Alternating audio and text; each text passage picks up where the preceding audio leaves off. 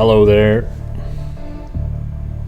This is Gray Hughes of Gray Hughes Investigates. It's amazing when people argue with you about a case and they don't even have the basic facts right. Like right now, somebody said, "Are you telling me after Kanika walked the halls for over an hour, she didn't have..." And I go, "No, she walked the halls for less than 8 minutes." So you got people like that don't even start off at the right spot. So as soon as they say she walked the halls for an hour, I quit listening. Nothing else they're going to say has any relevance whatsoever, because they said that she walked for an hour and they've already started off in a place of absolute lunacy. All right. That's what I hate. Oh, by the way, good old Harvey Carroll's out there. He has a new pork chop look. He's opining that the shadow on the left side of the bridge guy's face is indeed some sort of lock of some kind of hair hanging down on that side. You know, some sort of a hybrid of a, perhaps a, I don't even know what that is. Oh, it's so ludicrous. Oh, yeah. Yeah, a hybrid between maybe like a Hasidic Jewish person and a farmer. Okay, well, one side of his head has a hat on with a hoodie and just a normal sort of face, but on the other side is actually the locks hanging down with some sort of a weird earring popping out of the... Oh my God. Pure insanity, everybody. And if you watch that stuff and you actually think there's even a half a second of reality associated with it, you need to check yourself into a facility quickly.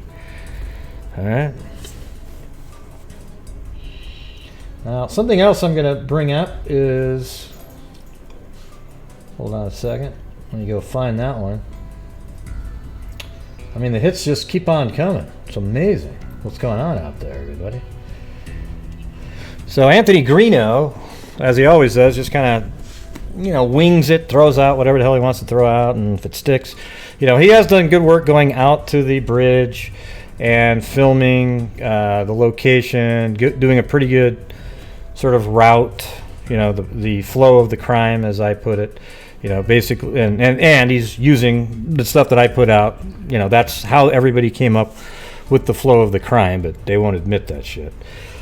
So the thing is he does good stuff like that, walking across the river, giving you a feel for it. But then he starts talking about things like there's a person named Cheyenne, okay, that actually was at the bridge that day and took some photographs later. Okay, she was actually there at 3:49. She was there much later. He's telling everybody it was 2:47, and she saw the bridge guy. Okay, that's just not... The likelihood of that are so low, because that means she would have had to be on the far side of the bridge at 2:47 to take that picture and then somehow run across the bridge guy. I don't know. It just doesn't make any sense, but he's putting it out there, and I'm going to show you guys how it's just not accurate. So let me go find where I put that.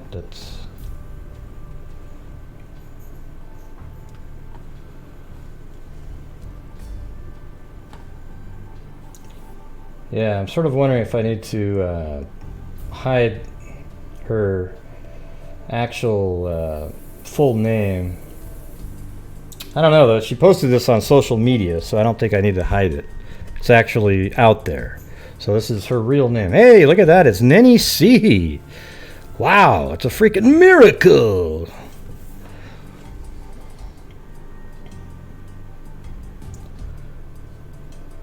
All right, so here's a comment that Cheyenne made at one point.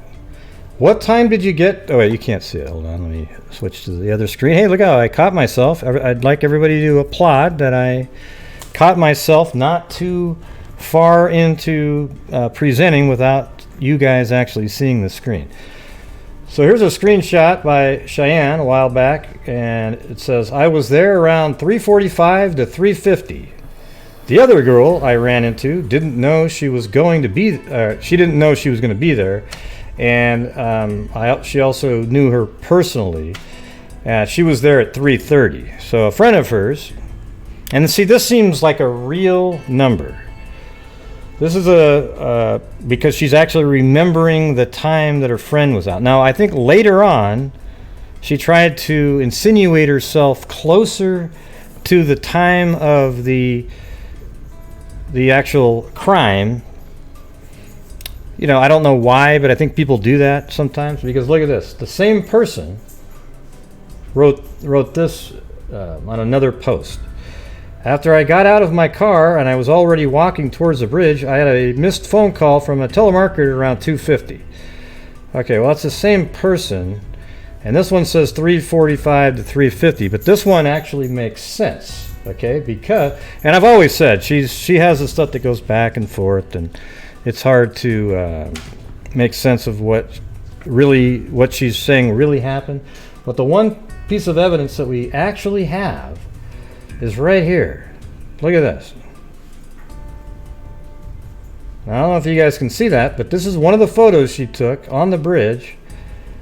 In fact, I'm going to open this up in Photoshop so I can change the contrast so you can actually see it better. Oh, my audio is doing something.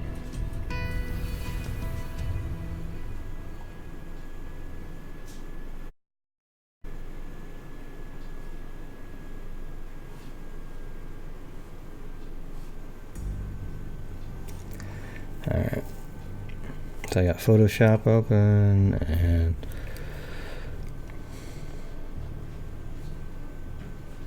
be just a second.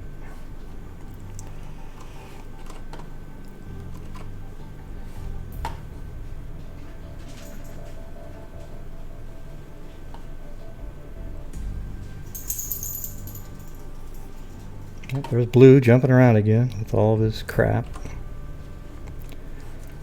Okay, here we go. Here is one of the images that Cheyenne took on the southeast side of the bridge. She was on the left side, facing all the way back to the beginning of the bridge on the northwest side. This is actually, she's on platform 5. Okay, and that's that forked tree right there. But see how it's actually, what I've told you guys, it's a combination of a bunch of different branches and trees right there. So that she's standing on that, filming back, but let me show you this right here. See, this I think proves that it was a different time than the first one she said was accurate. Can you guys see that? What time does that say to everybody? Can everybody read that? What does that say? February 13th, 2017 at, type it in. Tell me what you see there. I want this, yeah, okay. Right. 3:49. 8:49. What the hell? Jesus. All right, so everybody sees 3:49 because that's the time. That makes sense. So when you're looking at this screenshot here, it says, I was there around 3:45 to 3:50. That makes total sense. The other girl that I ran into didn't know she was going to be there, and I also know her personally. She was there at 3:30. That makes sense. However, I think later on, she came up with this one and said, after I got out of my car and was already walking towards the bridge, I had missed a phone call from a telemarketer around 2:50. Okay, well, that's not what you said before, and your photograph actually matches what you said originally.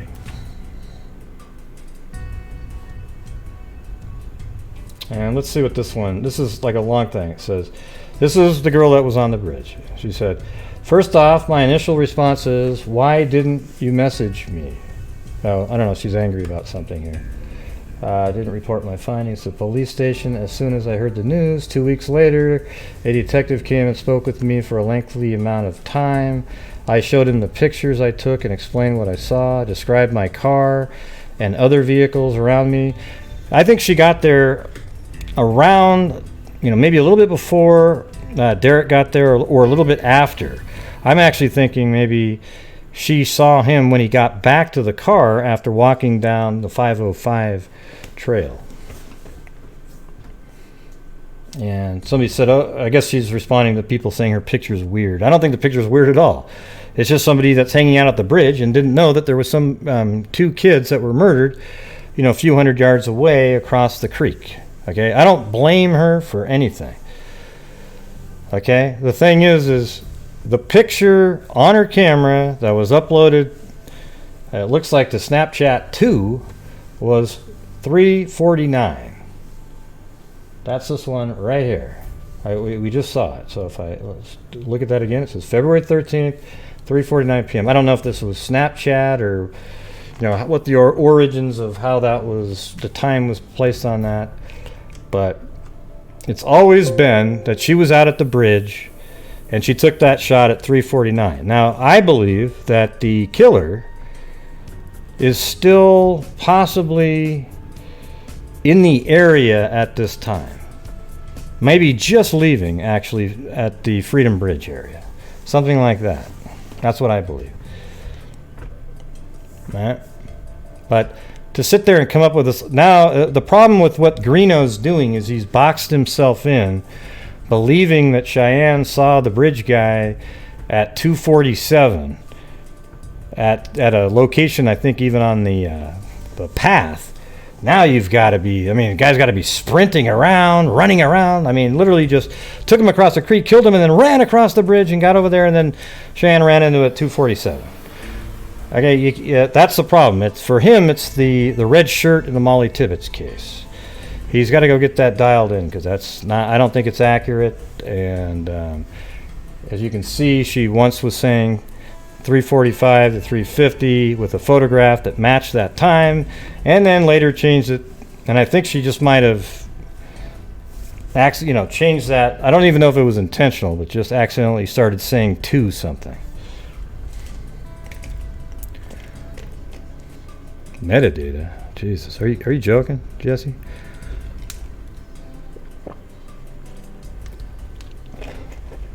If this was the original, sure. Man, you must have been hanging out too much over there on that other channel. Jesus. If these were the original, the metadata would make a difference. But these are always screenshots that somebody takes, and then another screenshot of that screenshot, and the metadata is absolutely meaningless at that time. And if it's a Snapchat photo, I don't even know how that works either. Is the stamp put on the outside? Because we've seen those too. On the image itself. Right, but he's saying that Cheyenne ran into him or something like that. Don't you remember that?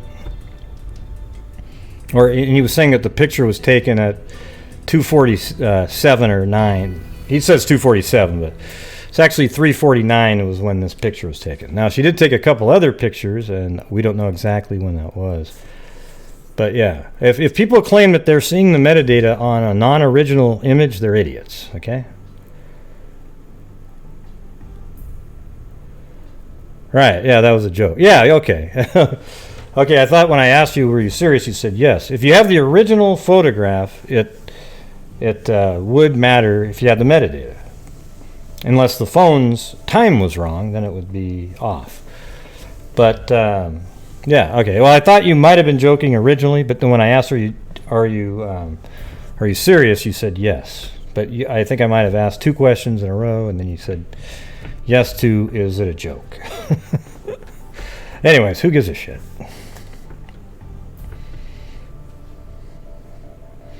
Yeah, metadata is a real thing. It's not a real thing when you're downloading a video off of YouTube and checking that metadata.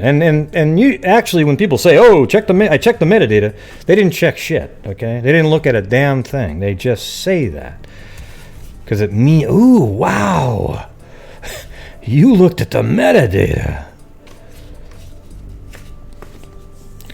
I'm being so mean to Jesse Lynn. I'm sorry. Can we still be friends? It's a beautiful day in the neighborhood.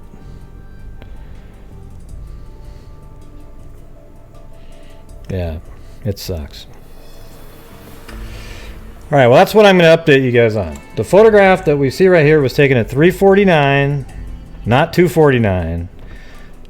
Cheyenne originally said she was out at the bridge from 3:45 to 3:50, that time frame. That's when she got out there. That makes sense, given this photograph here. And if Derek got there at 3:15, you know, that means she was out there during the time Derek was there for sure. And even the family probably started showing up when she was either just leaving or, because where she took that photograph at 3:49, it would take her a good 5-6 minutes to cross the bridge and another 6 minutes to get back to the parking area, which would put her there right around 4 o'clock, and that's when Derek was back there from the Freedom Bridge. I don't know, that's what he's claiming, that she saw the bridge guy. Okay? It definitely wasn't at 2:49 though, or 2:47 as he claims. 100%.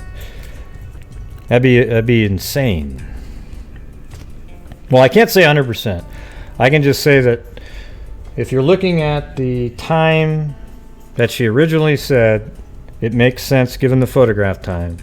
And then later she switched it to a whole hour earlier. And that doesn't make sense. So there you go.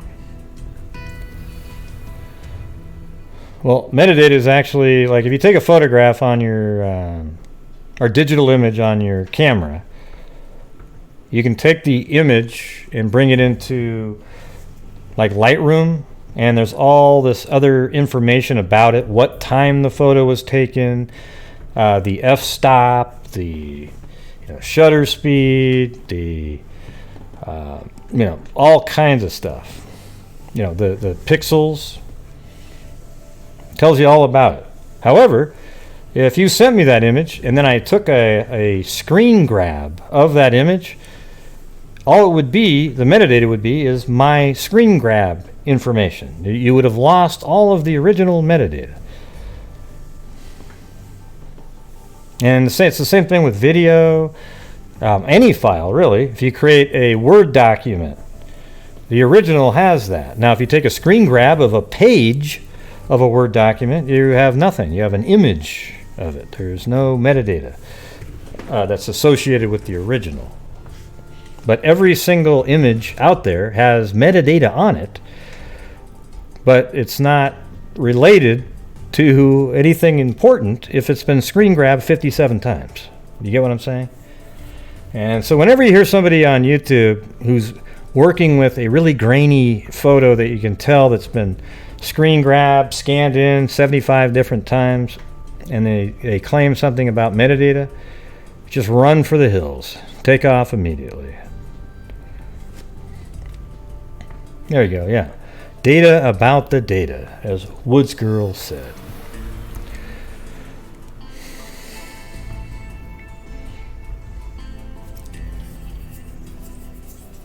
Yeah, let's hit that like button. Here we go. I think. Is that the right button? Oh, hell. I don't even remember. Yeah. Hit the like button, hit the like button, hit the like button, hit the like button, hit the like button, hit the like button, hit the like button, hit the like button, hit the like button. 20, 25, 30, 35, 40, 45, 50, 55, 65, 75, hit the like button, hit the like button, hit the like button, hit the like button, hit the like button. Oh my God! And Shogun put the thumbs up.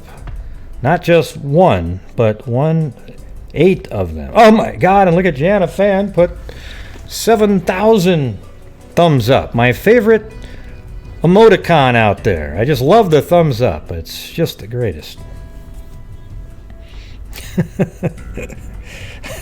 It's unbelievable. Oh. Damn autocorrect. Yeah. 7,000 thumbs up.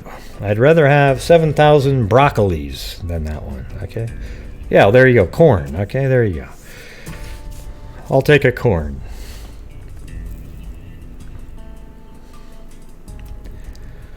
Yep. All right, so I don't know if you guys, I'm saying it's possible she was running around out there at 2:47, but everything that I remember from her originally was that she got there sometime after 3, and she may have even seen Derek parking at some point or at his car, and that and then she took the photograph at 3:49 out there. But I know for sure that photograph, at least it has marked on it 3:49, and Snapchat uploads quickly from the bridge. So there you go.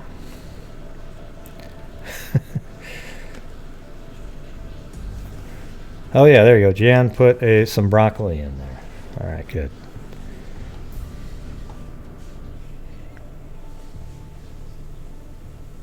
No, I can see you, Cairo. You might have hit that escape key or something really quick.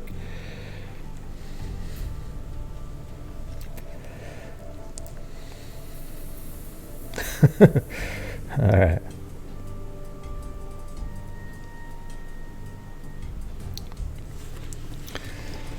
All right. Well, now we're going to switch over to some other news out there.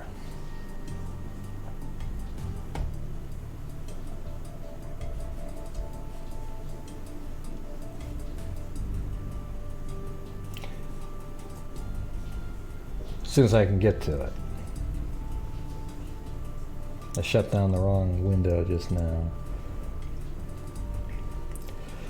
So there was an interesting story. About 40,000 of you sent it to me. It actually is a lot like there was a story about 2 years ago, it feels like, almost identical, where they found a car in a pond in Florida.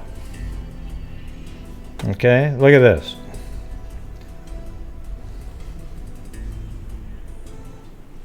So some guy went missing over 20 years ago. Name is William Earl Molt, M-O-L-D-T.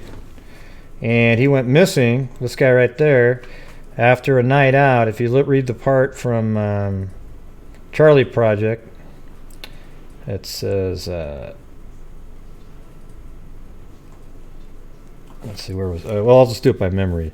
That he was out having some drinks, and he had a few drinks, and I think it was 9:30 or so. He was driving back home, and he just disappeared. Nobody'd seen him since 1997.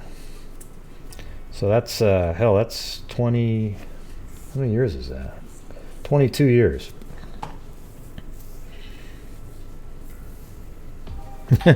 Thanks, Barbara Smith. She's too inebriated. Thank you. Excellent.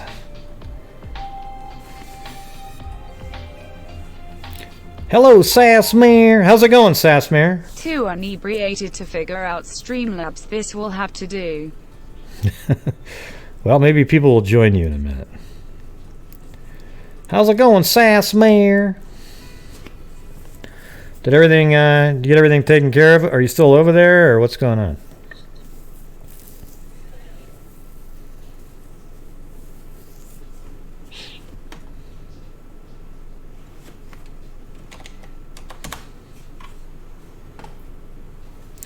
Well, anyways, this right here, I'll wait for her answer. But this story here is really crazy because it's kind of what I do, and that's why people send it to me.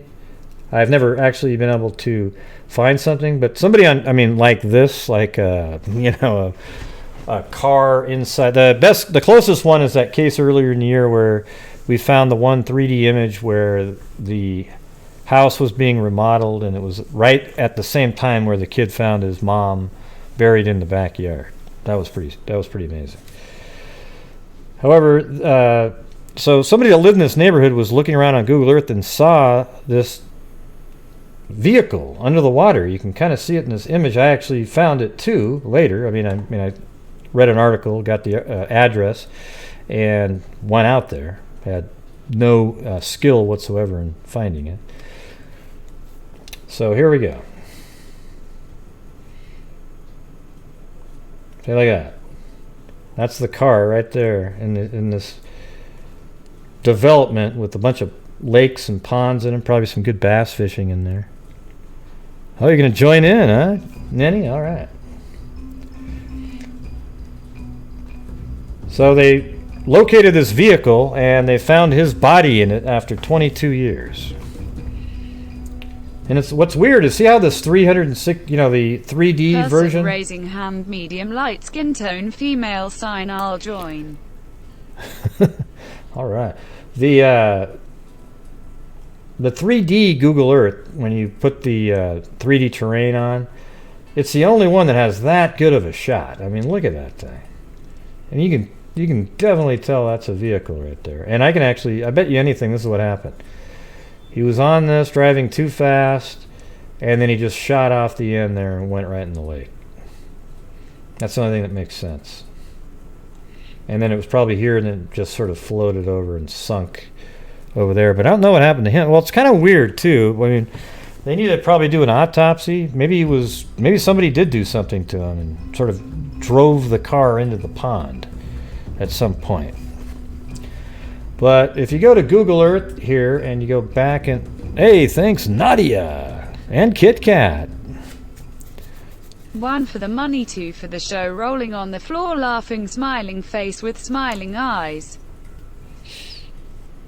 But check this out. When you go to different Google Earths, you can't see it very good. They said you could see it, or very well, I guess is probably the... cloud, and you can barely see it if you squint your eyes. There's a little light area there, and there you can see it, but that's definitely not something you would say, ready. Oh, look, a car, right? If you were just looking at satellite images like that, you might go, that's an interesting thing, and go look at it. 3 to get ready and 4 to go. That's on one of the Beastie Boys songs. I will join too. Man, we're going to have an inebriated freak family here in a few minutes. That's for damn sure. But, you go back in time on Google Earth, and you can't see it. All these years. This is 2014.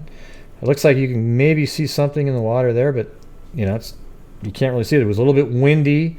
Caused some waves, and then the sunlight hit that, so you can't see it. And you just keep going through there. Look at that. We're going back to 2008. You can't see it. 2006, no. That's 2005, no. They claimed in the article you can see it clearly in 2004. I disagree with that. So this is the most recent satellite image. However, when you go straight to the terrain mode, boom. Now look at that. My God, that thing is a little culvert pipe right there. I mean, that is just an absolute car. Look at that. No doubt about it. Oh hell, I got to join in again. Are you doing shots, Barbara?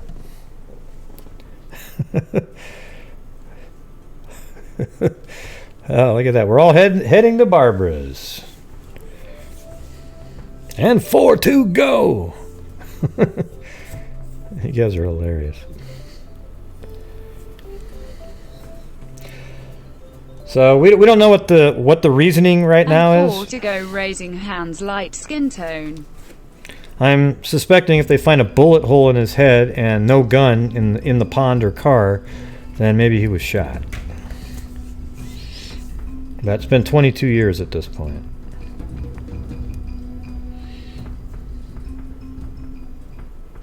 Okay, well, we're all heading to Barbara's. All right. Thanks, Woods Girl. And then Nenny C.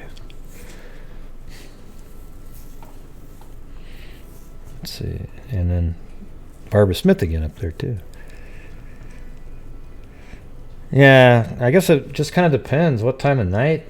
What if it rolled slowly? So that makes you think it could have been something a little more nefarious, right? I mean, first of all, it missed... Well, that's interesting. Let me go to the street view here. If there is one. Probably, no, it's private. It almost looks like there's a guardrail right there. But that probably wasn't there in 1997. As a matter of fact, when you go back to about that time, so this is 2002, 99. It just got done being built, I believe. So that's February 1999. That shot right there. And then look at that. That is 1995. It looks like fields where people grew stuff to eat. I mean, look at that. So that 100% different. That's 1995. Now watch this. 99. Oh, the whole development's being built there. Yeah. I mean, who knows if there were tracks or what? You know, I don't know. Yeah. If it drove really slow though. Okay, open bar, come on over. Like it just sort of trickled into the water, eased in. Maybe that's it. Wow, Nadia bought some Crown Royal. Thank you. This is for the Crown Royal Barbara. Yeah, you could have rolled backwards. So it's interesting to look at this picture here because this is the same year that his car went rolling into there. So let's see if there's anything about how it started to look over time. That looks like it's got the basic look at that point, though. You know, it makes you wonder how he would have... I'd like to know where he lived and what bar he was at. And if he's in a place that he shouldn't be at all, then you start questioning that a little bit.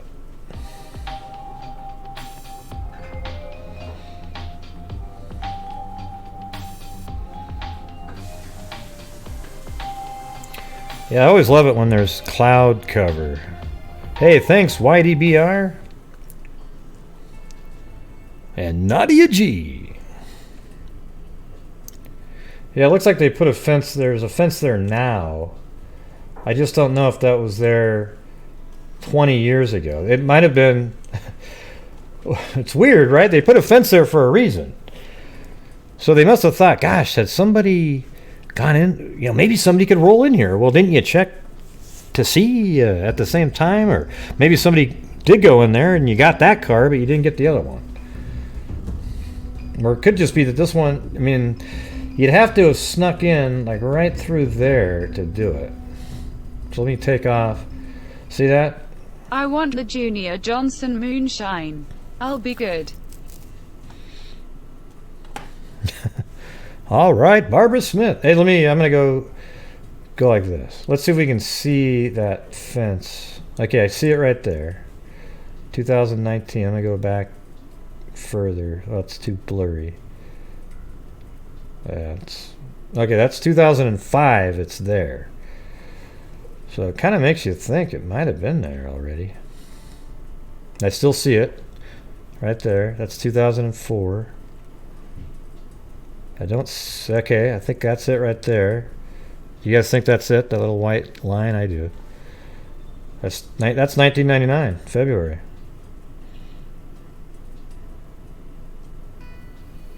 Well, how in the hell did that get in there then?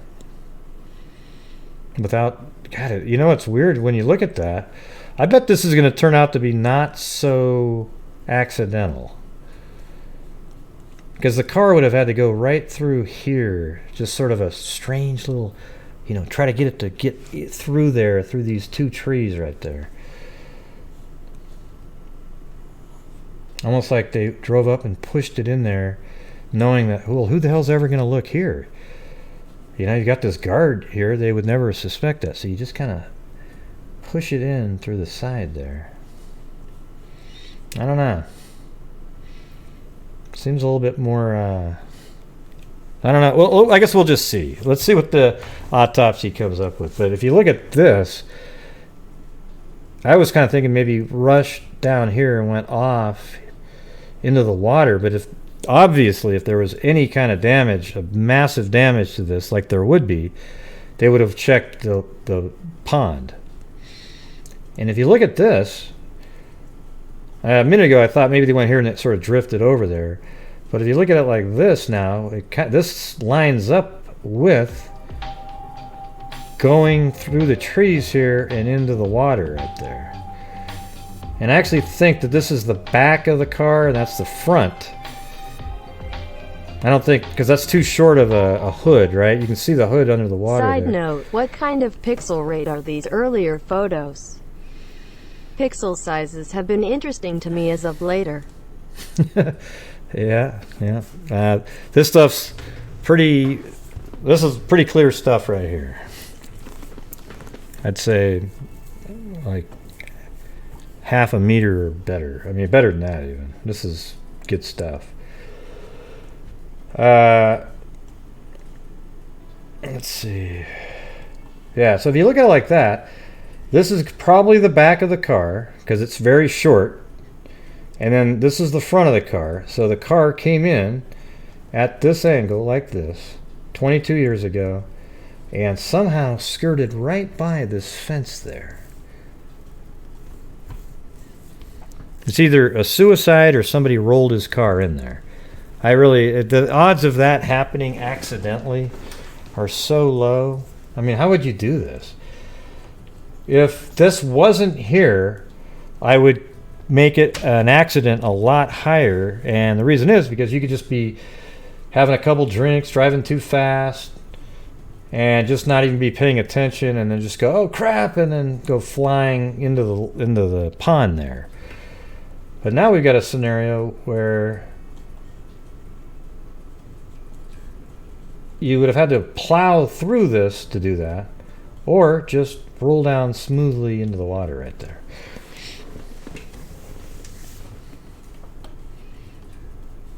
It doesn't end early. They just put it there for exactly the scenario I was talking about. People driving this direction and blocking them from maybe going into the pond. Right there you've got, with a gap there, and then you got the same thing. You think it should be going over to here, right? Well, wouldn't that be crappy then, Wally? If this should have been, let's say it should have been, if you look at this one, I guess what you're saying is this tree on the end there, and then there's a tree on the end there, you think it should go out to here. But if you look at it like this, don't look at the trees, look at the pond. You notice how this ends kind of on the shoreline of this side, and if you go over here, this side also ends basically on the shoreline. So it's symmetrical to the pond. All right. So I see what you're saying though. If you're going to base it on the tree look, then maybe it should be out there, and you're kind of speculating with the comment that it knocked down the barrier at one point, but nobody thought to look in the pond.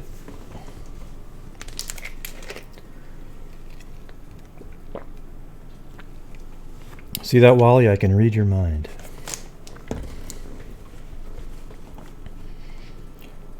Yes, hit that like button. Let's see. You guys still there? You guys you guys were chatting away and it just stopped. Oh, there you go. I had to refresh.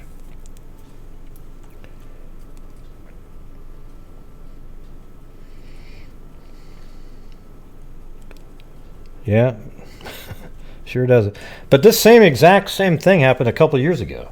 I remember an article in Daily Mail or something like that where they found a car in another clear Florida pond, or I thought it was Florida, but it was almost identical. It looked just the same. You could see it from satellite imagery.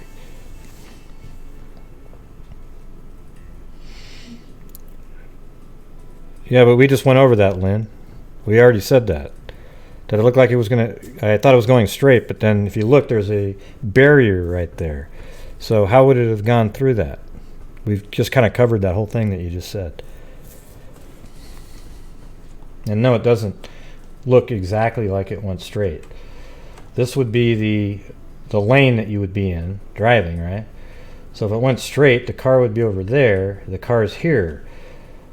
But right there, if you look, there's a barrier, and the car is right here, sort of suggesting that it came through, either like this or right through that gap. And if you look at the car, it does look like it could easily fit through that.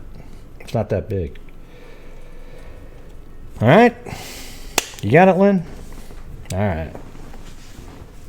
Yeah, it's an amazing, very clear water, and just the way that Google Earth almost kind of three-dimensionally, oh, look at that. It even created an issue with the surface of the model. Interesting. Now, one interesting note is I think that right there is a 10-pound largemouth bass. Okay, can you see that? Right there. Either that or it's the pork chop of the side of the bridge guy's head. I haven't been able to decide that yet, but to me that looks like a good 10-15 pound bass right there. I don't know what that is. That's a joke. I bet you one of these dark things is a fish, though. If you were just going to scroll across, maybe that, something like. It's so clear. I mean, this is one of the clearest images I've ever seen on Google Earth, right there. I mean, look at this. You can go basically into somebody's yard. We should do a flyby here later. Might be kind of cool. Just look at that. Google Earth even picked up the pattern of the fountain in the middle of this pond right there.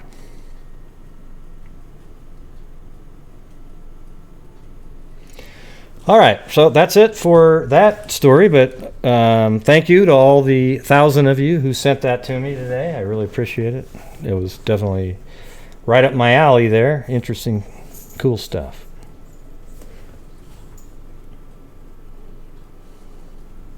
And what was neat is so many of you thought of me the second you saw that. Oh, God, Gray would love that. Yep. All right, now we've got some Fotis Dulos, or as we call them, or I do anyways, fructose, all right? So what are the two things? They did a search at a pond today. And the pond, which is strange, is right next to where he... Let me load that up on the screen here. It's very close to where he lives. Thanks, Barbara Smith. Another shot down, huh? Yeah, that's right. 1,200 views. Thank you. 1,200 news for you and whatever YouTube gets.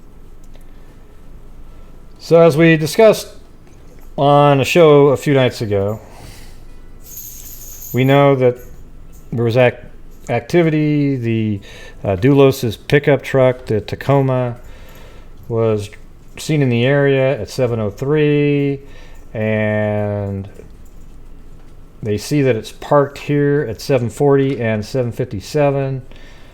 Then they also know that Dulos they believe that he was lying in wait at Jennifer's house at 8:05. So I think he probably parked that car there probably at 7:06 on that street, and then walked all the way over to Jennifer Dulos' house, hid outside the house right here. Then when her car entered the garage door opened, he snuck in behind it, kind of kept a low profile, the door shuts. Then he attacked her, probably bludgeoned her with a hammer or knife, stab. Who the hell knows what this guy did? He's a whack job. And then he cleaned up the garage, and he spent a good 2 hours and 20 minutes cleaning up the garage.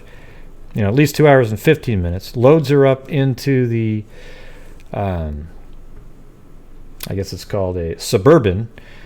Her Suburban that she had just driven back from. So at 8:05 she returned home from dropping her kids off at the school, which is just right here. Look how close this is. Right there. Really short drive. You see her on surveillance cameras right here. Right here coming home. This is 8:05, so she probably pulled into here at 8:06, 8:07. And after all the cleanup, her body's put into the same Suburban that she drove home in. That Suburban then takes off, and at 10:25 is seen on that same surveillance camera driving this direction. And so that's at 10:25. Now the one sort of strangeness in the case is that there's a 47-minute gap from the time that you see the Suburban over there and the Tacoma showing up on this surveillance camera right here, driving back towards his house. So you're saying, so what's weird is there's 47 minutes missing. They do find the Suburban parked just like how I have it right here, parked right there, and the Tacoma was spotted parked here for, I'm assuming the car was there for almost an hour. It was sitting there, the Tacoma. He just got out of the car and walked. Now, was Jennifer in that car with him? I don't know at that time. Excuse me, not Jennifer. Was Michelle in the Tacoma at that time? I don't know.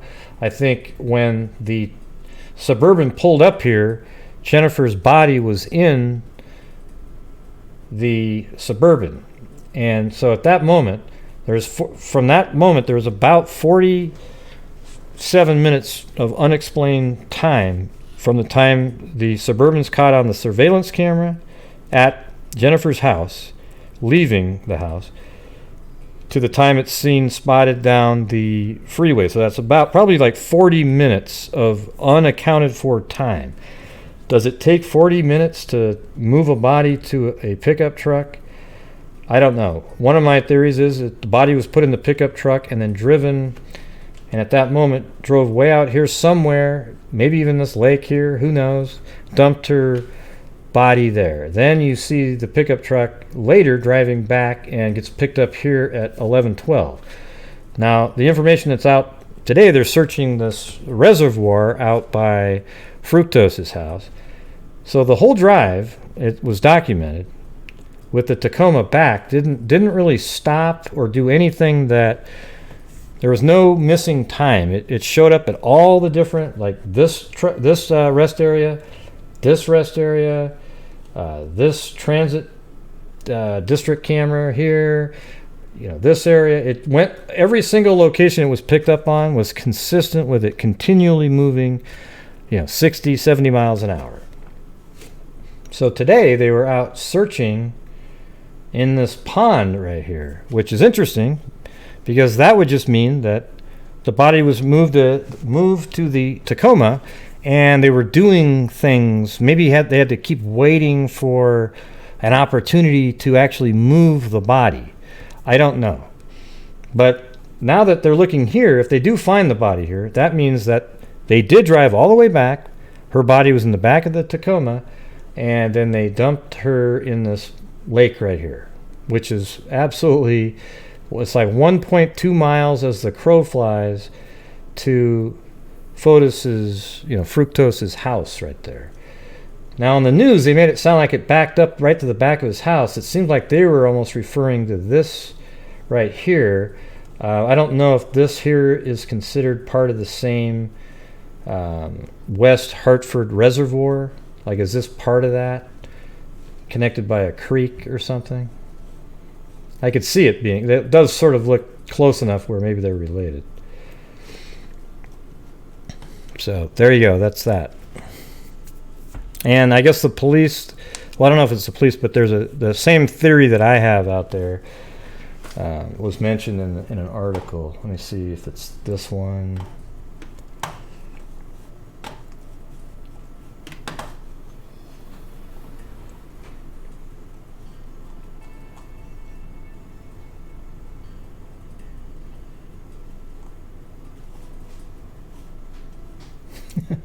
Look at that guy. Ah, Jesus.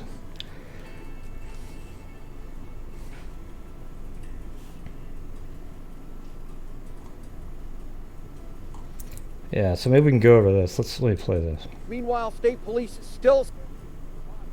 Oops. This is a News 8 Web Extra. Thanks for watching. We're in West Hartford at the reservoirs. This is the backside.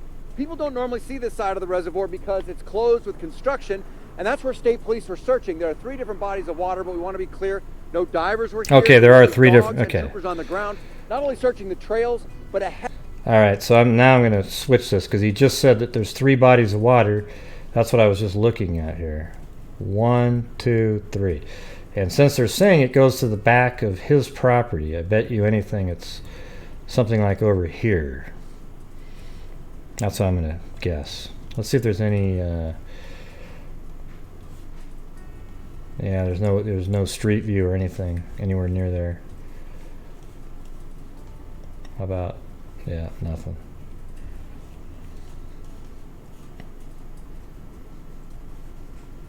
Heavily wooded area that goes all the way through back up here and almost backs directly onto the property of Fotis Dulos.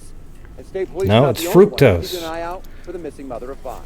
I know that the police are working very hard, but let me tell you, the This is entire News community 8. of Farmington and West Hartford has an eye out for her, and we're going to find her. And we're doing it. WTNH. And not only is this construction area closed to mountain bikers and trail runners, but there's also a vast amount of woods that go back up in here too. State police have a large area to search, but they also have a large police presence here in West Hartford.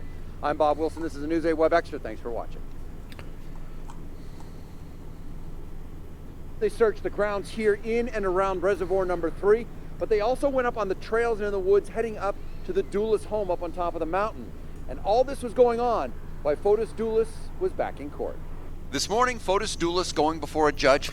You know, I wonder if they think that maybe he brought the body back to his house and then did something to it, and then, you know, I guess that's something that Claudia's thought. Maybe he took the body back to his house and sort of, you know, sounds kind of sick, but chopped her up, and then he walked through the woods down the mountain to the lake and threw her in there, weighted down somehow. You know, put her in like backpacks. You know, weighted down with rocks when he got there. Like she's in a backpack, cut up. I mean, that sounds kind of sick, but I'm just saying, how would he do that, you know? It's not like you can sit there and carry an entire body over your shoulder for a mile down to a reservoir. I know what Claudia was talking about. She thinks that she said one time to me that she thought maybe she was cut up. Yeah, I mean, I'm not saying that that's likely or anything. But it's interesting if you look at the way it's laid out here. He lives right there, right? So just throw it out there. Let's say you have two people both carrying a backpack with parts in it. And you just kind of walk through the woods down here. And then once you get there, you load the same backpack that you had on with a bunch of stones and then throw it into the reservoir there, you know, so that everybody can, I mean, I hope this isn't drinking water, by the way.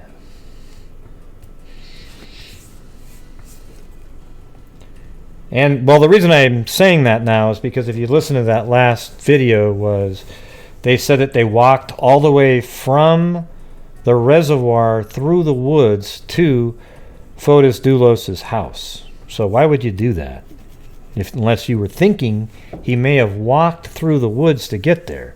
And if that is what he did, then, you know, what was he doing? I mean, what did he carry with him to the reservoir?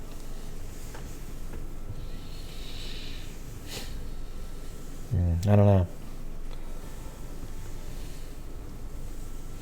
Isn't that what Barney Fife was saying? That he thinks that there was construction, that they buried her body underneath some kind of construction somewhere. He had a specific, I can't remember what he said now, but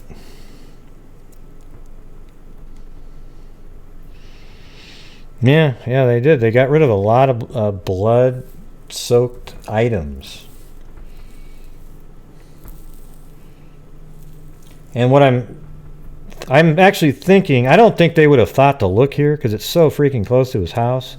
I mean, although maybe that's what the genius of it was, right? Like he thought, well, why the hell would they look here?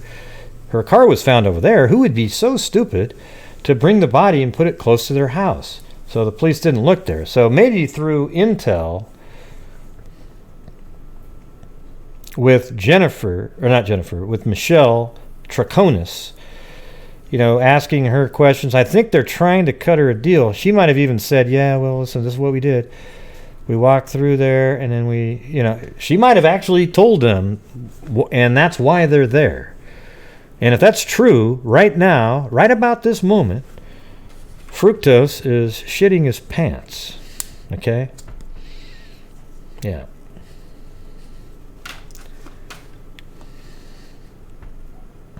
I think what they're probably trying to do is prove that Michelle Troconis's comments are true. They got to start they want to believe her on certain things. I think there's probably going to be a point where she's just going to have to be honest about things. Even if she was involved, they can cut her some kind of a deal, like 25 to life, or 25 years and maybe parole after 20 if she had nothing to do with the actual killing.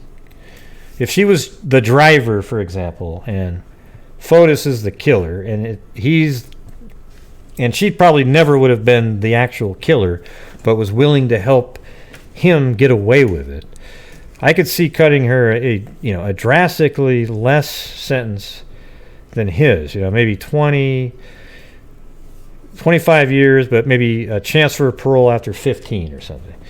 What you want to go after is the monster barbarian.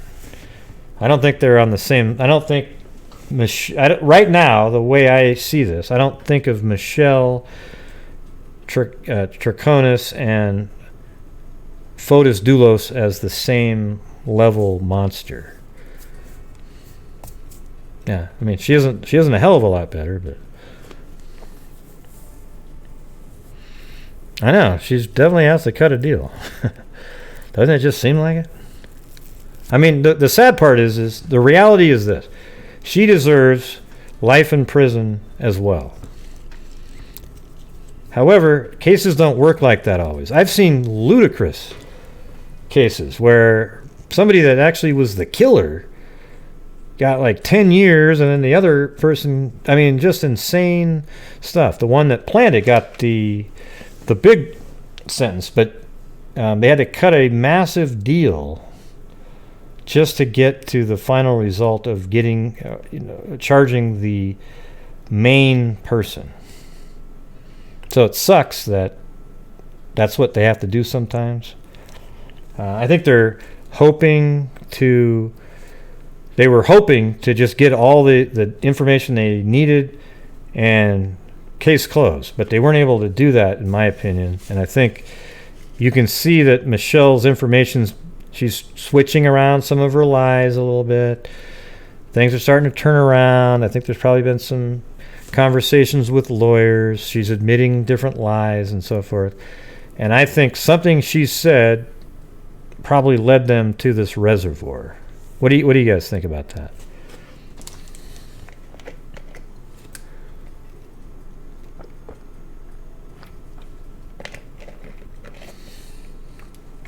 And yes, I'm drinking, so whoever that is that gets thirsty every time I drink, I'm sorry.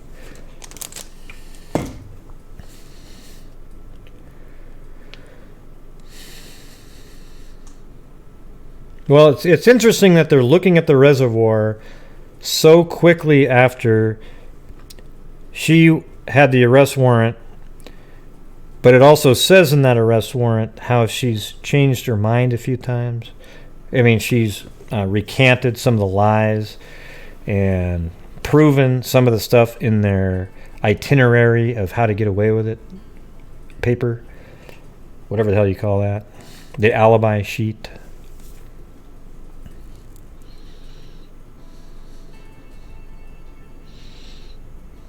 I don't know if there's a septic tank. I mean, there's these buildings here. I don't know what that is. Looks like water almost. Water tower type. I don't know. To be honest with you, I don't know what that is.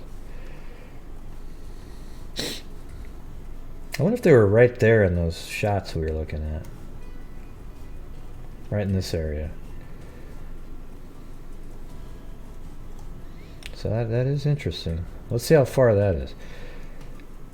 So walking through the woods would mean you're not driving, obviously, so you're cutting off a lot of time. That's only 0.57 miles, just a little over a half mile to the water. It's a little bit weird that they didn't check there originally, but having a reservoir pond area so close, but they probably thought, just like he did, what kind of an idiot would put a body that close to their house, especially when they were like 80 miles away originally.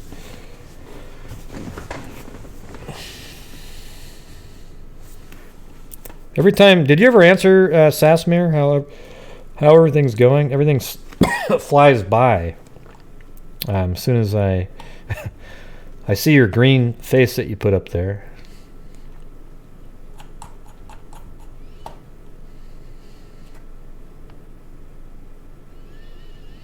Yep.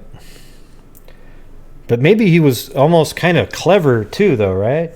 Thinking he was sort of one step ahead. Okay, they're not going to check the pond near my house because what idiot would throw their stuff in that pond after if they assume that I killed her 80 miles away? Why in God's name would I drive the body and put it 0.5 miles from my house?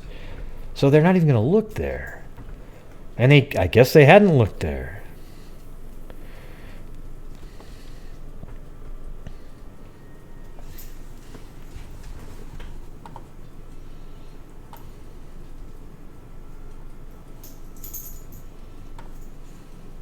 Yeah. Here, hold on a second. I gotta... Oops.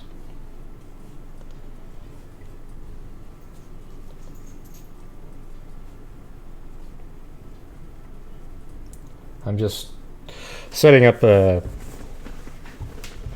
Zoom session for later.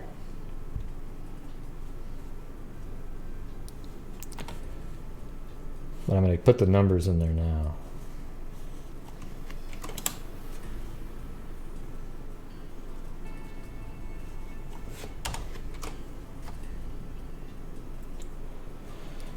Almost done. I give you guys the play-by-play when I'm doing the putting in the Zoom numbers, because it's like, God, this must be boring. And because it's so much more interesting when I'm saying, okay, right now I'm copying the numbers and I am now about to paste the numbers into the Zoom dialog box inside of OBS Studio. And we're going to get those numbers in there right about now. Woo! God, that was exciting. All right. Hey, Sasmir, how about this? Call in right now before it gets too late. I got the number on the screen for you. I think everybody wants to hear how it went, and then I'll move on to the next, the next update. But I do think that that's kind of a strange development. I mean, look how close that is to, and that also makes sense if they believe that the body was in the back of that Tacoma the entire drive home. That's the only way that would make sense. I still need explanation for the 47-minute gap where the Tacoma and Suburban were parked.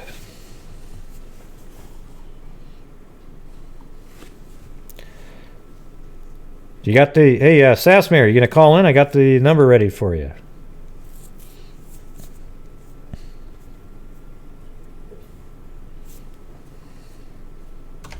Come on, Sasmir, call in, Sasmir, call in, Sasmir, come on.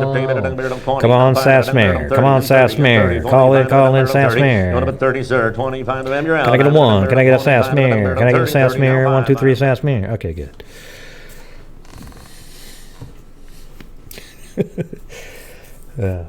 I didn't see it ring. You know, the auctioneer sound, I guess, didn't work.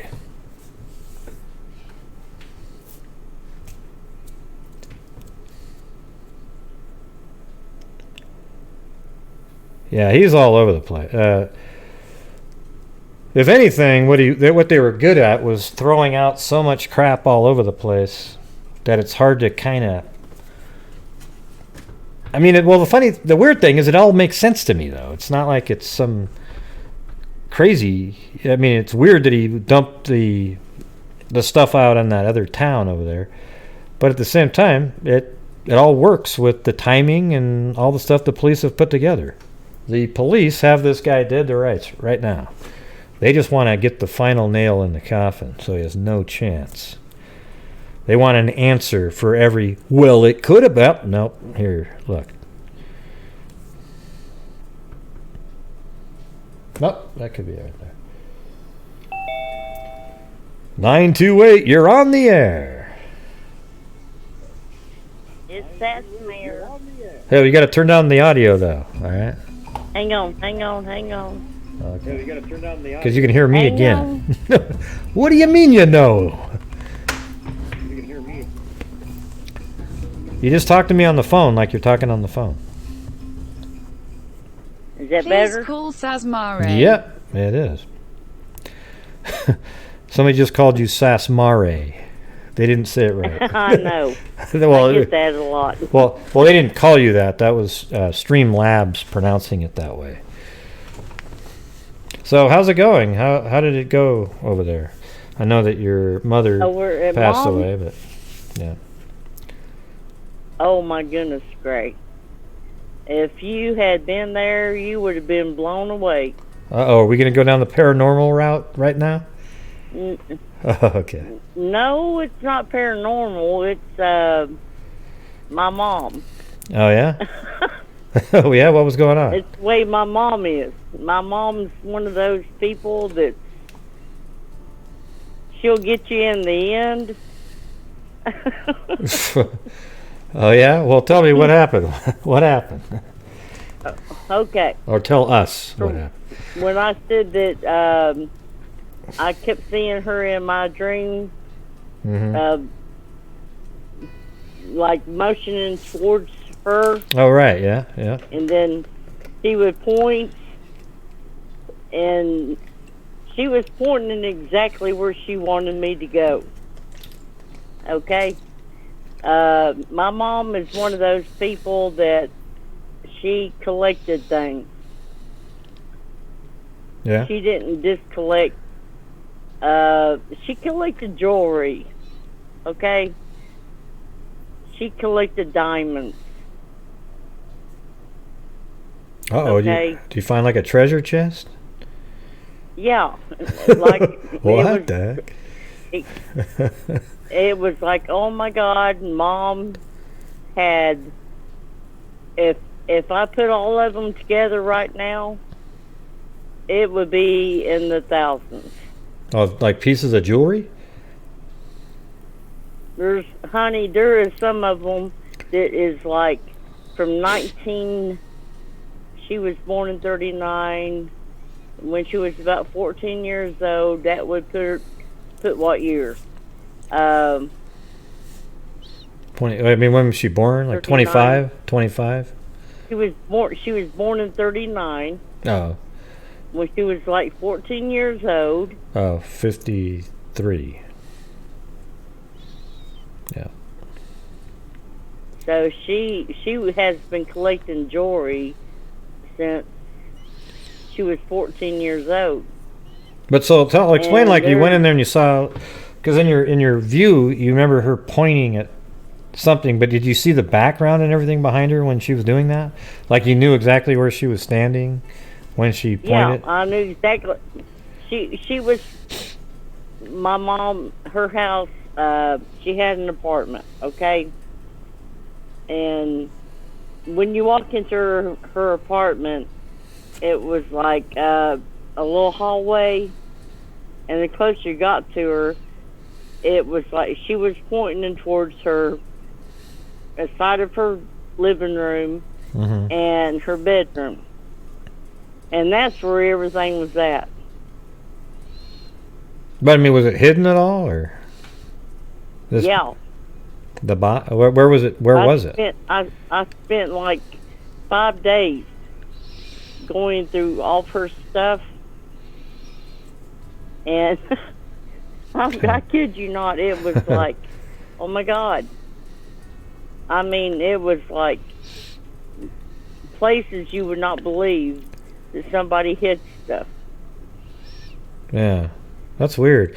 Yeah, you know what's strange is my well, I don't know if I've ever told that, but my biological dad, who died in Arizona, he was an artist, but he didn't believe in banks or anything. So when he died, we went over to the house. He didn't either. When it came, we went and found the jewelry and stuff. When it came to jewelry and stuff, she didn't put it in the bank. Yeah, but when I was over at my dad's house, I went into the bathroom there, and underneath the sink in the bathroom, like, he'd hid cash in all these weird spots. So everybody was looking around because he actually had little cubbyholes built into the house by carpenters to hide it. So he went in there, and he reached up. I went into the bathroom, and I reached up under the shelf. You know, like when you open up underneath your sink, and then there's a shelf up underneath the door when you open it. There's like a shelf. I reached up and I went, and I grabbed. It was $7,900 in $100 bills. Wow. It was crazy. And then I told everybody, nothing in that room, everybody. Nothing in that room. Yeah. The thing great, my mom would put money in the bank, but everything else she hid. Well, that's cool. So are you going to go take it to you got to take it to somebody who's not a swindler. Not a swindler type. I mean, is this real jewelry too? Like just gold and... Yes. And diamonds. Jesus. And rubies. Well, don't tell anybody where you're at. No. Honey, it's already not even in my house. We've already hid it. Let me guess. You dug a hole in the ground and you stuck it in there. Okay, what you got to do is you got to take it to an actual.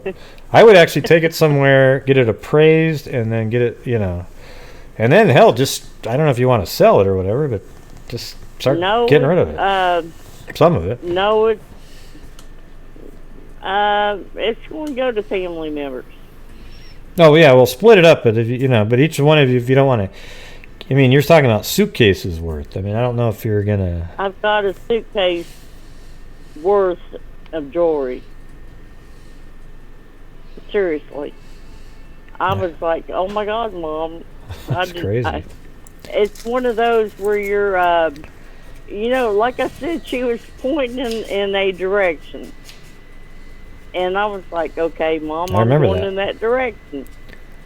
And that's where everything was at. And I was like, oh my God. Man, that's amazing. And I'm going to tell you something now, Greg. And you got to open your mind up. Oh boy, here we go, everybody. Okay, go ahead. No, it's not yes. bad. No, it's not bad. Open your mind. Wait, hold on. Hey, do you hear that, everybody? It said there's gold in a suitcase. I heard it later. I know I heard it late, but I did just hear that. It was a little bit late. Okay. All right. So go ahead. What am I opening my mind for? Let me get this sound effect going now. Hold on. Okay, go ahead. Go ahead, Sassmere. What do you got? Okay. All right. I'm just trying to make you laugh. All right. So what do you got? Hang on a second.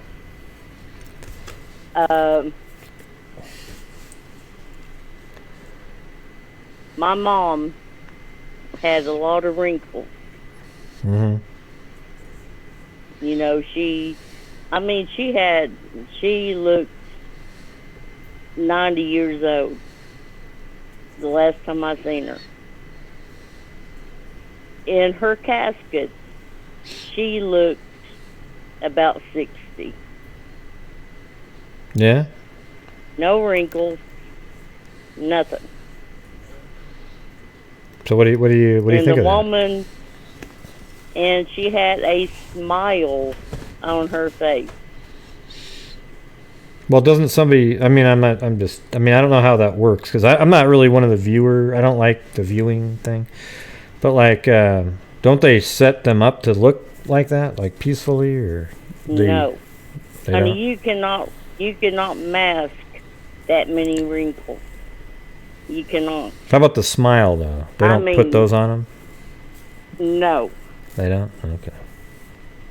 it was our family. Every one of us went up to her sister, me, my sister, our family.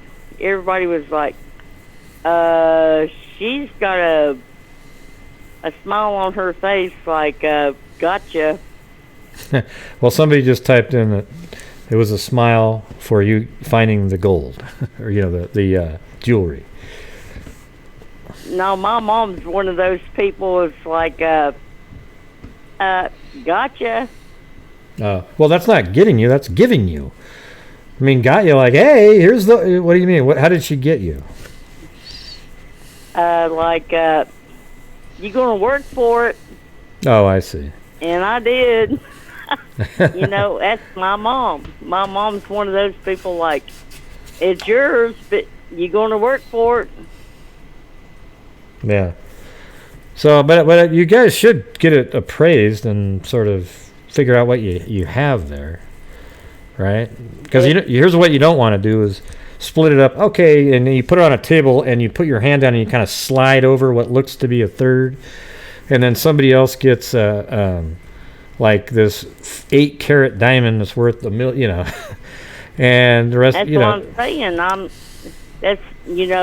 We're going to put it out on a king size bed, Oh boy. and hopefully that's big enough. Yeah, you don't want to do it that way. You want to actually get stuff Well, appraised I mean, just and then put it separate down. out.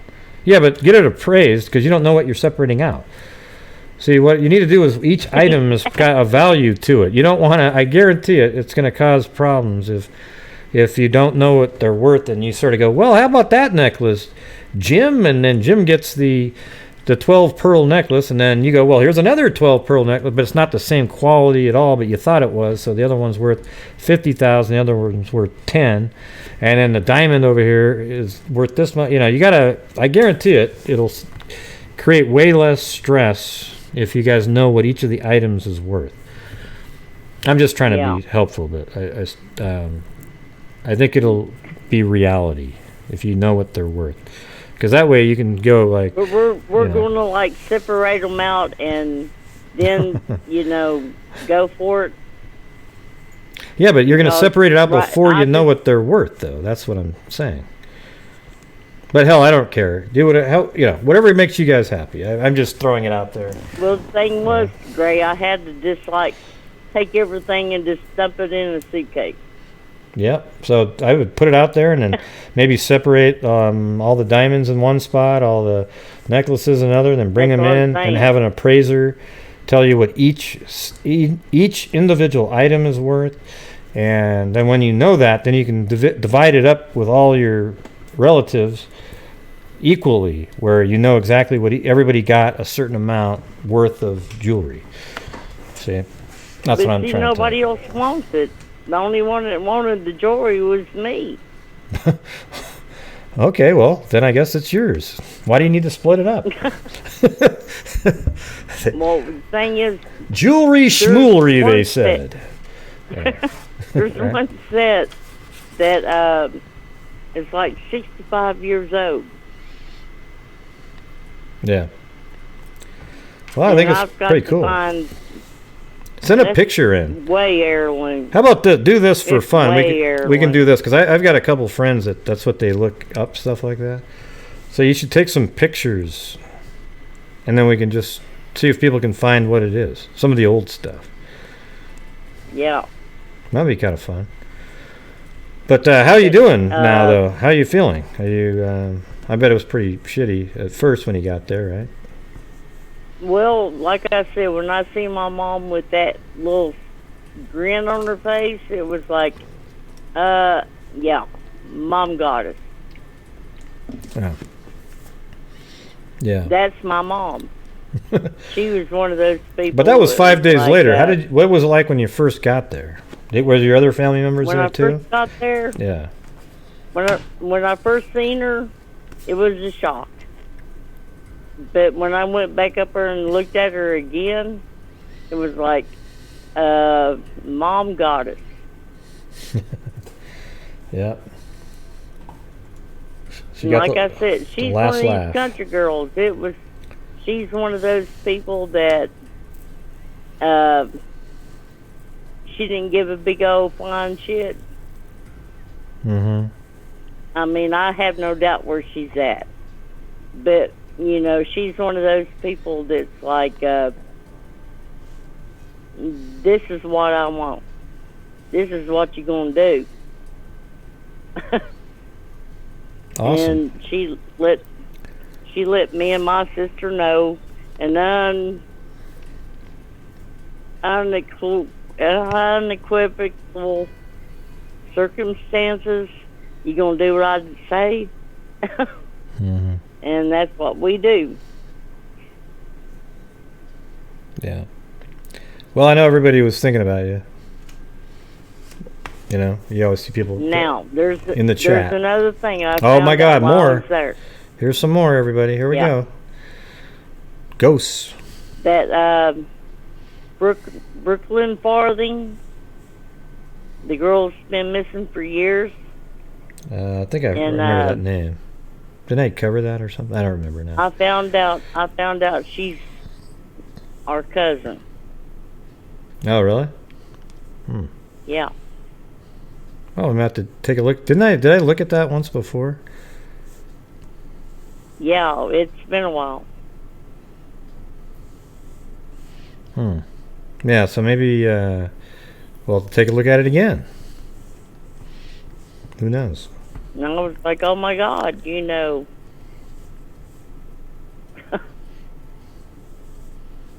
Yep. Are you reading the chat? Here's the thing, everybody. Whenever Sasmir really slows down in what she's saying, she's just staring at the chat. I was reading what Jay said. Yeah. Jay said, I have never and will never inherit a penny. And I'm okay with that, says Mayor Rules. Well, you know, coming to inheriting stuff, I didn't want to inherit all this because it's going to be like her sister, my aunt, the only living relative to her brothers and sisters. She's just like my mom. And she's one of those people who can say, Connie, get your ass in gear and I'll stop whatever I'm doing and I will get my ass in gear. You know, and she says, do something and Connie gonna do it.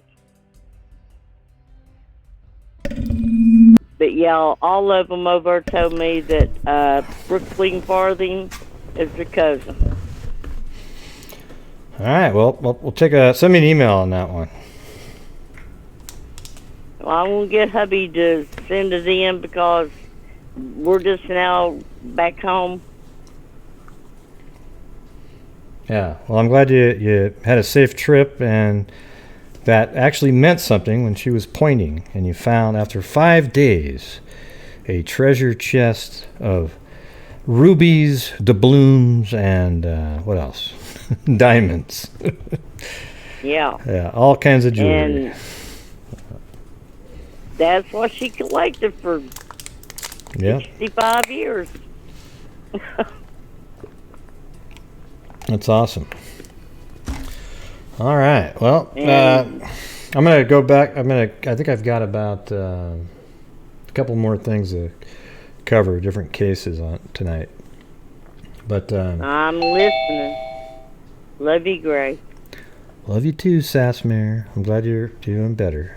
And you found the pot of gold. Amazingly. All right. Have a good one. You too. All right, bye. No. Oh, oops. Well, she said goodnight right at the end. I think that somebody just called a second ago, but I think it was that same. I don't know who that was. They hung up right away. So I'll wait 10 seconds if you want to call back. Whoever just called. And after 10 seconds, I'm going to actually shut down Zoom. So you got 10 more seconds. 10, 9, 8, 7, 6, 5, 4, 3, 2, 1, 0, and goodbye. I think it was that same person that called those other times. Looked like a similar number. Sasmere! Wow, that was so cool. Remember? Because she told us all the story about how her mother, she kept having these visions where she was pointing somewhere. And then it took her 5 days. And boom. There was like this whole, all this jewelry in a, basically, now it's in a suitcase.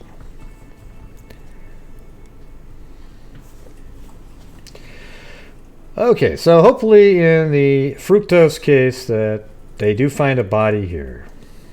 That's what you hope. Hopefully they check the whole pond. They're probably using sonar. Apparently they had search dogs out there. And hopefully that leads to something to put the final nail in Fructose's coffin.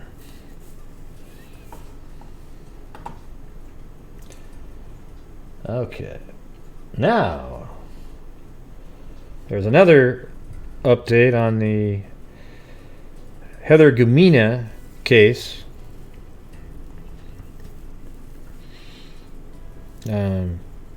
Let's see. So there was one of the things that I was right about. The broken collarbone that she had was something he did, and I don't know if it was that great of a speculation, but it seemed kind of obvious. But when she was in the hospital for her broken collarbone, it was created by him, and that's why she was so scared to leave the hospital. Like she was like, I can't believe they're letting me out so soon. I mean, who says that? Everyone wants to get out of the hospital. Or most people do. So her collarbone was because he beat her. And that's how she got the broken collarbone. And then on the drive home, she ends up getting killed. I mean, this guy, he just wanted to kill her quick. And wasn't it always kind of weird as to why he would kill her right after she was in there with the broken collarbone. And it turns out that she actually witnessed a crime that he committed and was going to testify against him, apparently. Or was a witness. So here you go. It's weird how it got kind of weird like that. I don't know if it's in here. Let me just go down here. Anthony Gumina of Pleasant Valley, California, about 50 miles east of Sacramento, appeared in court 4 days after the body of Heather Gumina Waters was found. Heather Gumina was a witness to a crime and was intentionally killed to prevent her from testifying in a criminal proceeding. The criminal complaint says, according to Sacramento Fox 40. The husband had a history of violence, Fox 40 reported. In January, he was charged with tackling his wife while she held their 4-year-old son and tried to prevent her from calling 911. Boy, this guy sounds like he's right up the Fotis Dulos alley. It's not clear what crime the complaint, except this guy isn't as cunning. This guy's just he's not smart probably whatsoever, so he just does the brutality part of it all. Gumina was also accused of threatening to kill a former business partner and burned down his house in 2017. He allegedly kicked in the man's front door, pushed him to the ground, and drove away in his backhoe, according to the station. He tested positive for opioids and methamphetamines at the time. Oh, okay. Well, jeez. He can get better. I mean, I feel sorry for him now because it was just, really, he was just on opioids.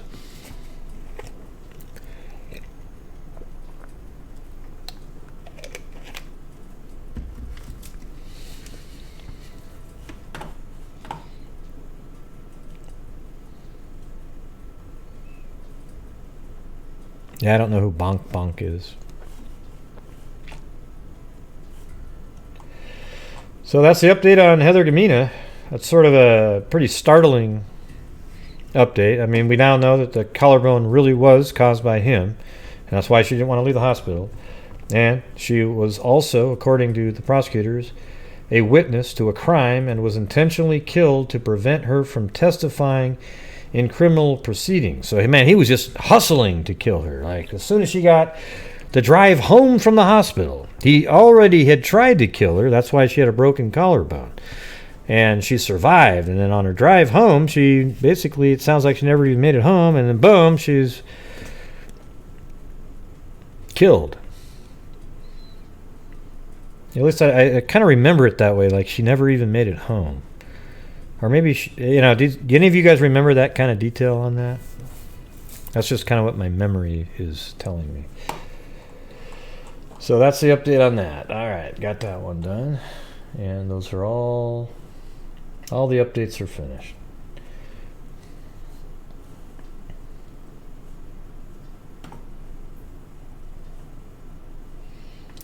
So now I was going to take a look at the 1991 cold case of the yogurt shop murders. I think it was a pretty big case. I don't know if a lot of YouTubers have covered it or what, but it seems like they would have, just because it was pretty big. And I'm just going to kind of go over some of the basic stuff. I might even miss some of the... I mean, it's a crazy case where these 4 kids that were all below the age of 17, one of them was 13 years old. They were working at a yogurt shop. 2 of them were there kind of helping their friend clean up because they were going to stay overnight at her house. And then somebody came in there. All their clothes, everybody had their clothes removed, but they were bound and gagged with their own clothing. The store was set on fire, and 3 of them were burnt where they were under. It was hard to make out who they were or what race they were.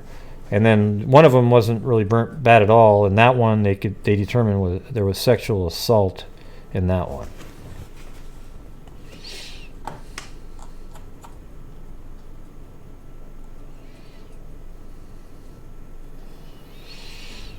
Yeah. So the victims are Jennifer and Sarah Harbison. They just lived right here. I mean, where they lived is probably irrelevant. Eliza Thomas, 17. She lived right over here in this house. And then Amy Ayers, 13. Lived over here, right there. So if you just kind of look at it, if you look at it like this, one lived here, here, here, and then right here in this shopping mall right here was a yogurt shop. And the name of that was, it's right here. Here's a picture.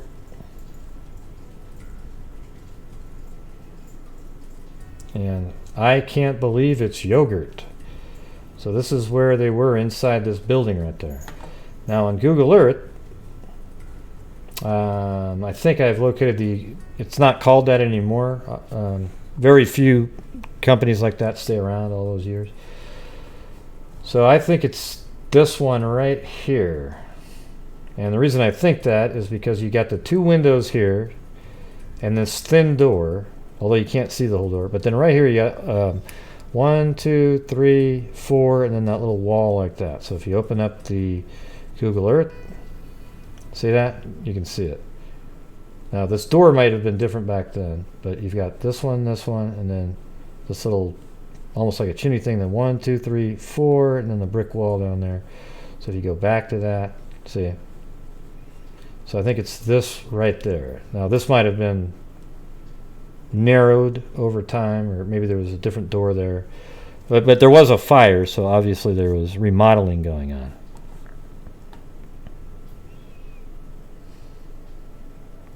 Hey, Bonk Bonk, can you, if you make one more comment related to anything like that, I'll just get you out of here, okay? Because you're creating drama in the chat.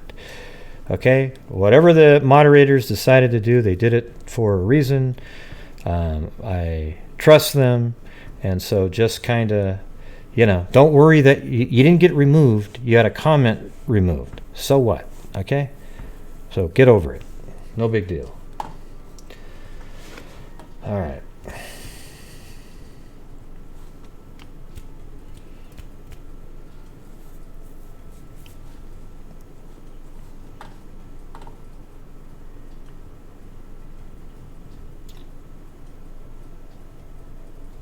And I think this happened on December 6th. Let me see if the date's in here. Yeah, December 6th, 1991. And it looks like they buried the... Well, it's not a... looks like more of a memorial plaque, actually. It has all 4 of them on there. So I found the articles right out from the get-go, from the very beginning.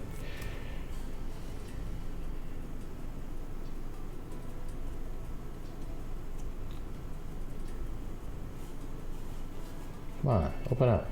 There.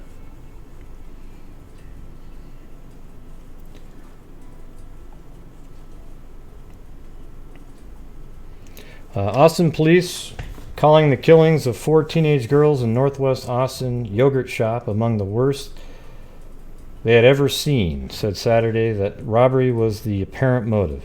The girls, each shot in the head and severely burned, were found early Saturday in the I Can't Believe It's yogurt store at 2949 West Anderson Lane after firefighters extinguished a fire in the building.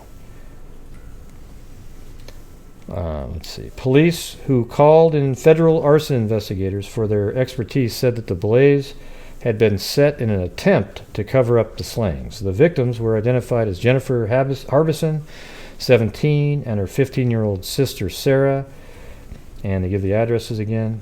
Thomas and Jennifer Harbison were employees of the store in the Hillside Center Strip Shopping Center. The other girls apparently were helping them close up Friday night, authorities said. Firefighters, I mean, how shitty is that? I mean, it's just a little bit more serendipitous in a negative way, where you've got, they're just there helping a friend close, and they just happen to be there the night the barbarians show up. Firefighters and police were shaken by the slayings, describing them as senseless and brutal, and like many other recent homicides in Austin and elsewhere in Texas, possibly drug-related. They brought to 49 the number of homicides in Austin in 1991. Investigators said they had no suspects. The first thing that comes to mind is crack cocaine, said Sergeant Mike Huckabee, a homicide detective. Let's see. Let me get rid of that one.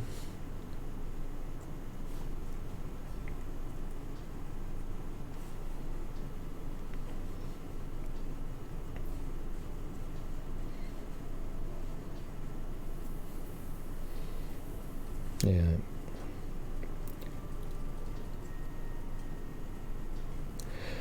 Said there was no evidence that the victims were sexually assaulted, but that was changed later.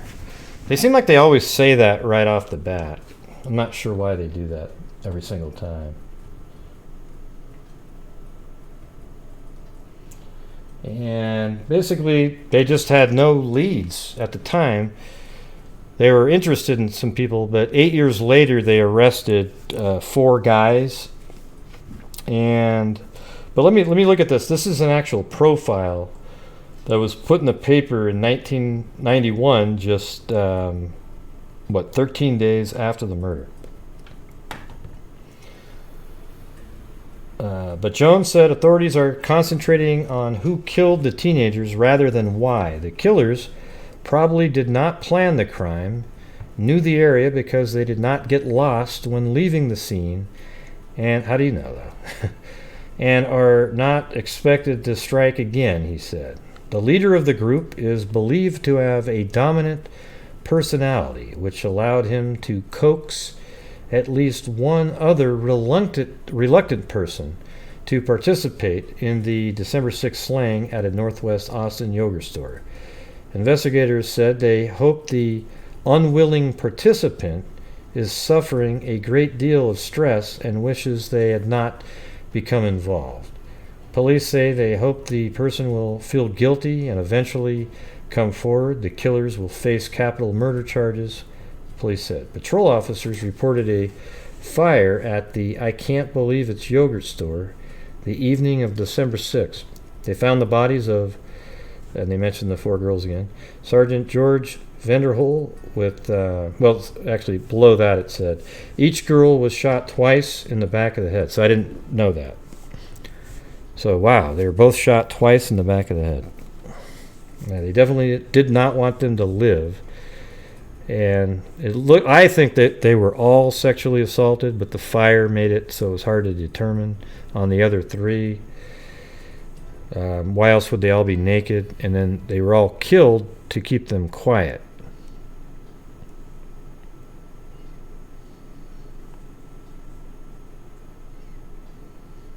Yeah.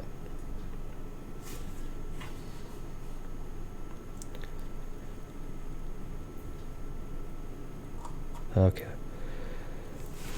Yeah, we don't have any. There's no there's no ill will towards you, bonk bonk. It's just that when people constantly start talking about what their something that happened to them. Oh, my comment. It just kind of derails the entire chat. All right, so that's why I don't like to have that keep going on and on and on. Yeah, so it seems like they were all found naked. They were all bound with the clothing that they were wearing prior. 3 of them were really burnt badly, and then 1 wasn't. So the thing is in 1999, they actually had arrested 4 guys. And I guess these are the guys right here. Maybe this is when they're a little bit older. I don't have their names right on that, but they arrested them. But here's what's weird about it. Is 2 of them confessed, but this is probably one of the worst cases ever of coerced interrogation that you've ever seen. I mean, and they actually have a shot of one of the officers holding a gun. I think it's this shot right here. Look at that. He's got a gun to the back of his head right there. Saying, is this how you did it? This kind of thing. And they had way too much detail. Like, more detail than anybody would ever remember.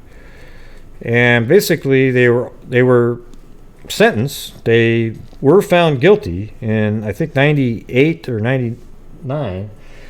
But then they were set free in 2006.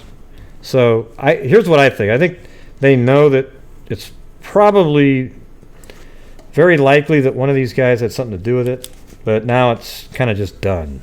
And they're probably not looking. I don't know if they're still actively investigating this case or not.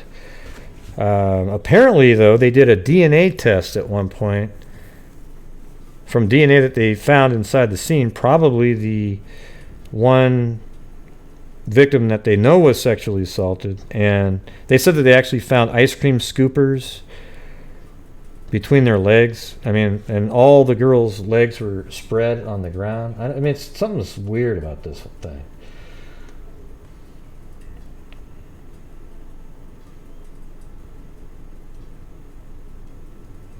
I think this is an image of the crime scene itself.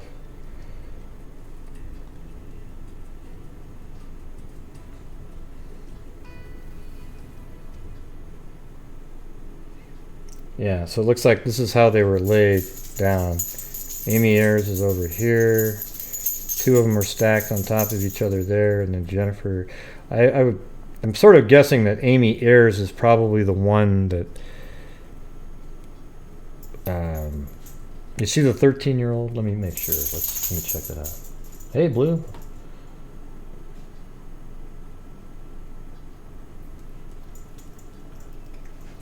Yeah, that's exactly what I was thinking. Okay, Amy Ayers is the 13-year-old. She's the one that they were able to determine was sexually assaulted because she wasn't burnt as much as the rest of them. And you can tell by this picture that this, she's separated from here. So if the fire was set back here, let's say, it would burn all of these people first, and then it was kind of making its way out here, but she wasn't burnt as much. And she's separated from them. That's why she wasn't burnt as much. And they were able to determine that sexual assault occurred on her. So I guess that makes sense. But anyways, I think in 2006, the two of the guys were let out of, that were in prison, were let out. I think they were the only two that were in prison. The other two weren't. But one of them, later on, much later, let me see if I can find where that one is.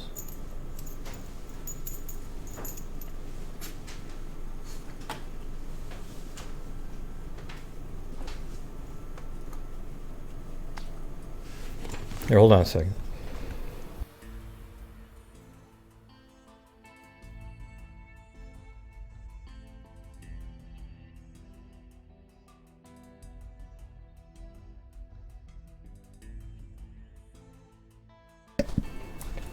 Okay, let's see. Let's just go through this right here. So on December 6th, this is an image from there. 1991, Austin police found a local yogurt shop on fire. This is from mysanantonio.com, a slideshow that they put together. These are the four girls right here. I think she's the 13-year-old right there. In 1999, four men.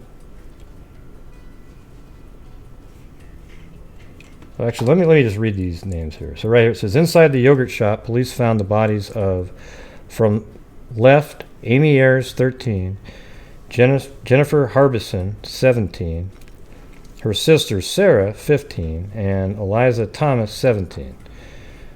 The women were naked, bound, gagged, and shot in the head, and they were all shot in the back of the head twice, and they were bound and gagged with the clothing that they were wearing.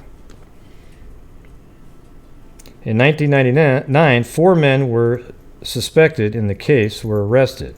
Robert Springsteen IV, Michael Scott, Maurice Pierce, and Forrest Welburn.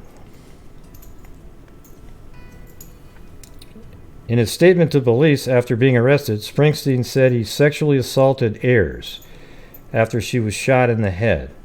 Wow, so while she was dead then? Is that what you're saying?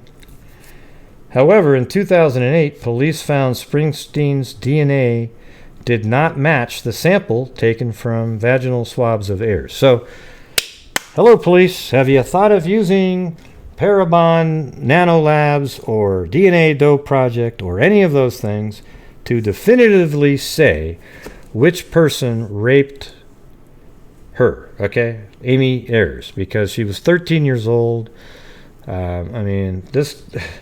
You have the DNA. This is one that you got to call over there and say, hey, listen, this is a great one. If they're just not doing it because it costs money, wouldn't that be cool? This is one that they would get a result if they put that through the Ancestry DNA. I think it's ridiculous. Hopefully they're actually looking to do that. All right. Wow, so that means they have a perfect DNA sample. In 1991, four young women were found shot in the head naked. Okay, so let me get to the next. In 2001, Springsteen was convicted of capital murder and was sentenced to death in 2001. That sentence was later commuted to life in prison. Scott was also convicted and sent to life in prison. In 2006, the Texas Court of Criminal Appeals said Scott and Springsteen were unfairly denied the chance to cross-examine each other, and their convictions were overturned. Pierce and Welburn never went to trial over lack of evidence. And let's see. Pam Ayers, the mother of murder victim Amy 13, raising memorial scholarship money at a stock show while standing at table under portrait there.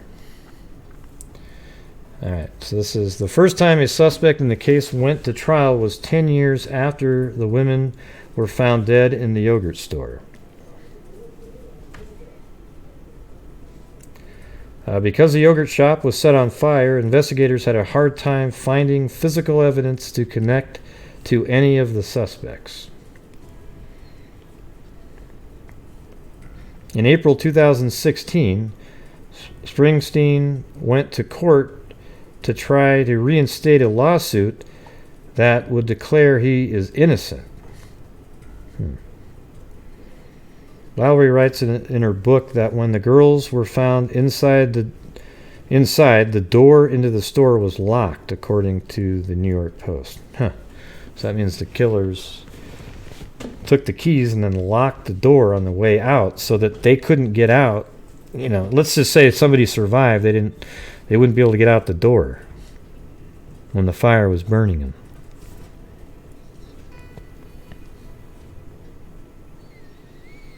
Police have received tips over the years regarding the yogurt shop murders, but to this day the case remains unsolved.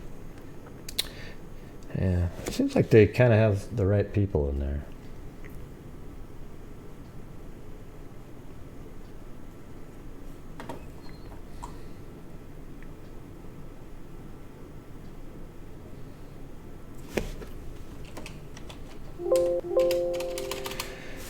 I was reading earlier, though, that there was one of the guys that we were just talking about. He was being chased by a police officer, and then he pulled out a knife to kill the officer, and then he did get stabbed, the officer, but then he killed the I think it was either a knife or a gun, actually, but he ended up killing one of those 4 kids. So it's like they definitely have the propensity for absolute violence. So if they were totally innocent, wouldn't they have just gone through life and just been normal people? But that's not how it was.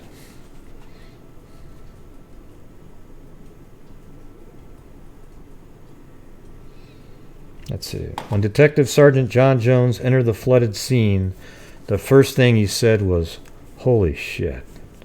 Whether by force of water or an act by the killers, at least 2 of the bodies were stacked on top of each other. All but one were burned beyond recognition. Not even their race was obvious. Many claim that Austin lost its innocence that day. That's a little bit like Delphi, right? In fact, the crime was so outrageous that all of the victims' autopsy reports were sealed, something that rarely occurred in Travis County. One of the things the autopsy showed was that the youngest, Amy Ayers, the only victim whose body wasn't burned beyond recognition, had been sexually assaulted. That was probably no surprise to investigators, since an ice cream scoop had been found between the legs of one of the bodies. 8 days after the murders, police interviewed 16-year-old Maurice Pierce, who had been hanging out that Friday night at the very same mall as Amy and Sarah. And by the way, this is A&E right here. So you guys remember Bill Curtis? Remember that? I think it was American Justice. I think Bill Curtis is probably the best narrator that's ever been on television. I mean, if he, you know, it's too bad he wasn't selling Geico, because I probably would have bought it. He was awesome.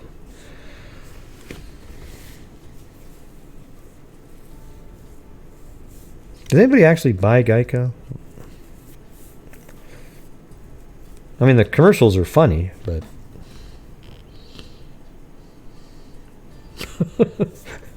All right. 8 days after the murders, police interviewed 16-year-old. Okay. Pierce told police that 15-year-old Forrest Welburn had borrowed his gun and had killed the girls. Welburn claimed he didn't know a thing about the murders. He and Pierce, along with Michael Scott and Robert Springsteen, both 17, had taken a stolen car to San Antonio that night. Jones believed the four didn't commit the crime.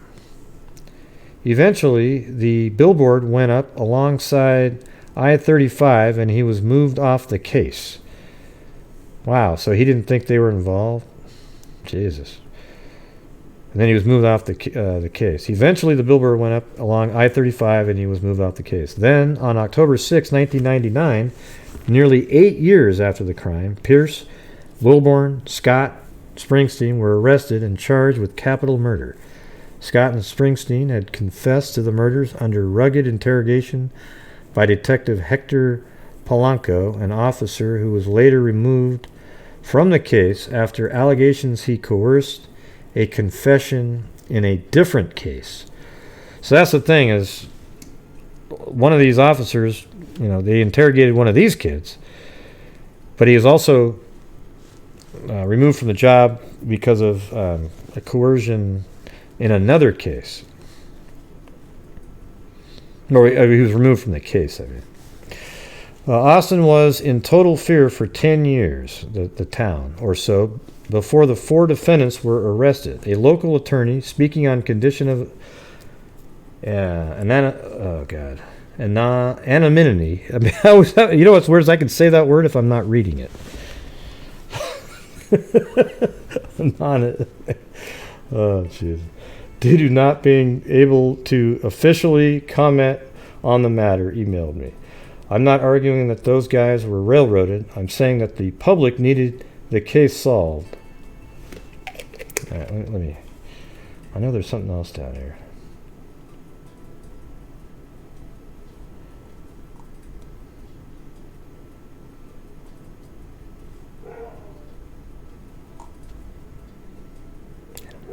Anonymity.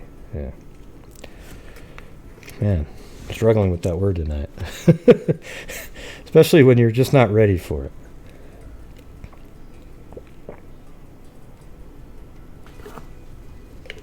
Yeah. Let's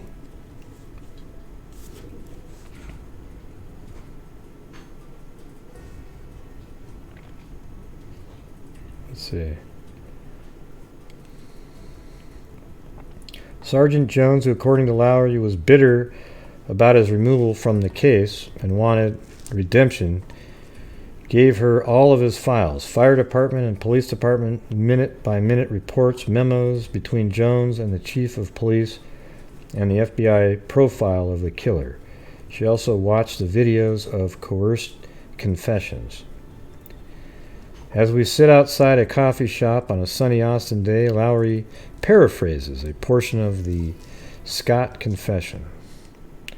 Well, what did you use to tie up the girls? See, that lets the person know, oh, okay, so I tied them up.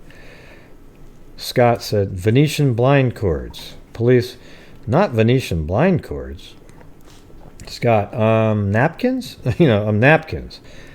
Police, you can't tie somebody up with napkins. So they're just waiting for him to say the right thing. Eventually he probably came around with, clothes then. Oh yeah, yep, that's it. Okay, great. It went on and on until through the process of elimination, that's exactly what they're saying here, he correctly guessed that the girls had been bound with their clothes. It was just heartbreaking to hear that poor, stupid guy saying, well, if you guys say so, I guess I was there, but I don't think I was. But how do you say that? I mean, if you're not there, you're not there. You just keep looking at him and you say, listen, I wasn't there. Okay? You guys think I am, but I wasn't there. You don't say, I don't think I was there. The coerced confessions, the crime scene photos, they stay with Lowry, as well as that feeling that plagues parents when they lose their children. Let's see.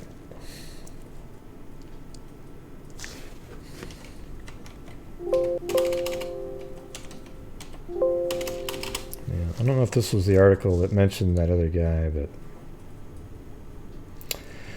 anyways, it feels like they kind of have the right guys, but there definitely was coerced interrogation there. So it's one of those weird cases where you might not ever get the answer now because they think they've already have the right guy and maybe they're not putting a lot of effort in. But why not do this? Just test that DNA, whatever it costs, and what if it comes up with some random person? Man, you'll completely exonerate. They might not want that answer, though. Because let me ask you guys this. Let's say the police, they do get the answer, and it's somebody, you know, some Jim Schlema, you know, some crazy guy.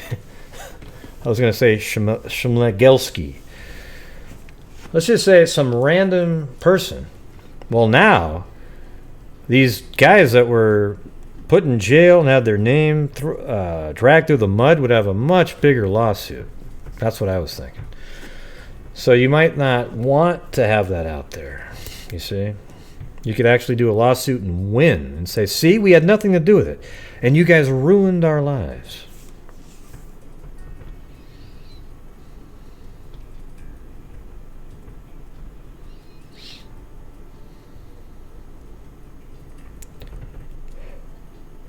Yeah, but I think it needs to be done, you know, to get the answer. And if it turns out that it is one of the four friends, then they had the right people at the beginning, even though they can only put it on the one. I know, just get the truth. I'm going to call over there and ask. Why not, right?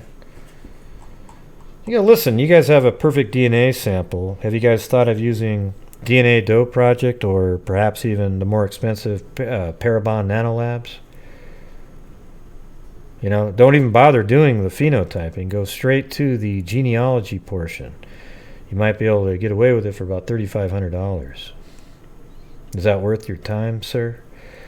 Well, we're looking into it. Well, how come you have a perfect DNA sample? It's not something you need to look into. It's something you need to just go do.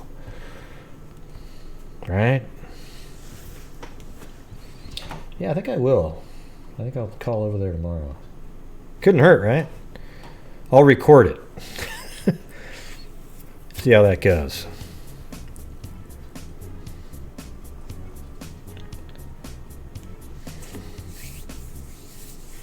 That's right. Yeah, I'm definitely going to do it. And we're still waiting on the crap that you know, that Woods Girl helped find and Cairo helped finance, and still waiting on it. We'll see what happens when it comes in, but I'm not going to tell you what the hell it is until it comes in. If it's regardless, it'll be interesting to see. Regardless, let's put it that way. All right. Yeah, it's only like $3,500 to do. Well, I actually think it's cheaper to use DNA Doe Project because I think Parabon has started to increase their pricing on things. Because now it's, I mean, who does phenotyping now? What would be the point of that? So they used to do phenotyping, and then some people. So together you get $5,000, $6,000, and it was $3,500 and $2,500. But what they should do now maybe is do $4,500 total, and you get phenotyping and ancestry, because the phenotyping isn't. I bet you anything, you just get the DNA, you upload it into a system, and it just returns back that information. I bet it's not some really crazy labor-intensive thing where it seems like $1,000 you might get some takers just to get a general look.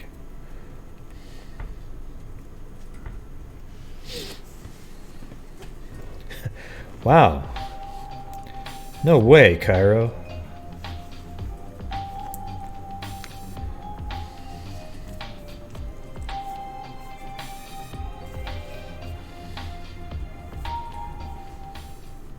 I heard Gray was actually a nice guy, and the mean stuff was just trolls.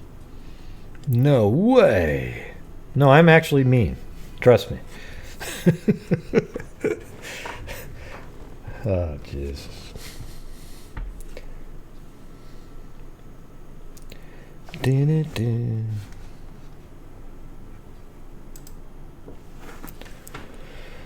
Yeah. All right. I don't know if I have... Let me see what else I have in here. Do I have anything else for tonight? Oh, no, we went over Cheyenne, right? Earlier on the show, Cheyenne sent the photograph to Snapchat at 3:49, not 2:49 or 2:47, as some YouTubers like to say. She claimed she was out there between 3:40, 3:50, something like that, and the photograph suggests that. But then later she said, "Oh, I was out there at 2:40," and it just changed dramatically. I don't know why that changed. And somebody's claiming that she saw the bridge guy, and I've never seen her claim that ever, anywhere. So I don't know about. I don't think that's true, and especially the time that's given. So we covered that. We covered the car found in the pond using Google Earth, solving a 22-year-old missing persons case. We covered the Heather Gumina case where the collarbone that she had broken was actually caused by her husband, and that he killed her to keep her from testifying against him in a criminal case that she witnessed. The fructose case, we covered the fact that they're searching a reservoir just barely over a half mile from his house, and they even took tracking dogs through the woods. It makes you wonder if the body was in fact driven in the Tacoma pickup truck straight from the park near Jennifer's house all the way back to Fructose's house, and then they did something with their body and then maybe dumped it in that reservoir. There must be a reason they're searching the reservoir. Perhaps it's because Michelle Draconis give them a hint, but that's just speculation. Don't know. And there's still the 47-minute missing gap in time of when the Tacoma was parked at the park. And then we just went over kind of roughly the case of the yogurt shop murders from 1991.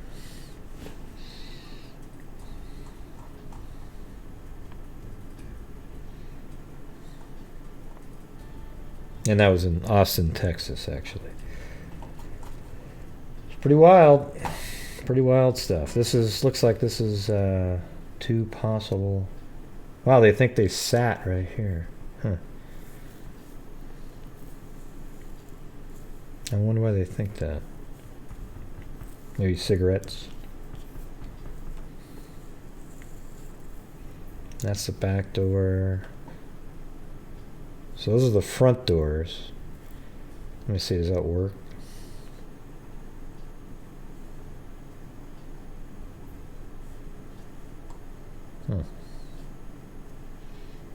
Because I think it's this spot right there, but the front door doesn't look how they have it in that picture.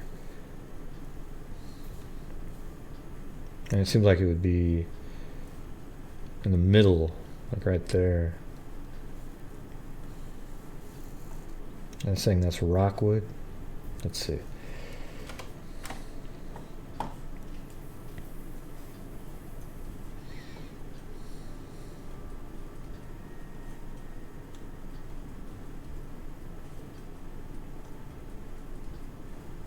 Foster Lane, Anderson. This is Rockwood over here. So the front, it's on this side. Well, that's where I was, yeah. So this is Rockwood. And the front should be right there. I don't think that map's very good.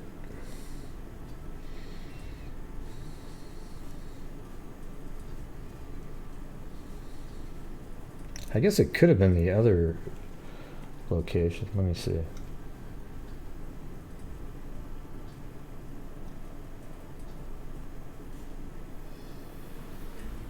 That's a shot that night live.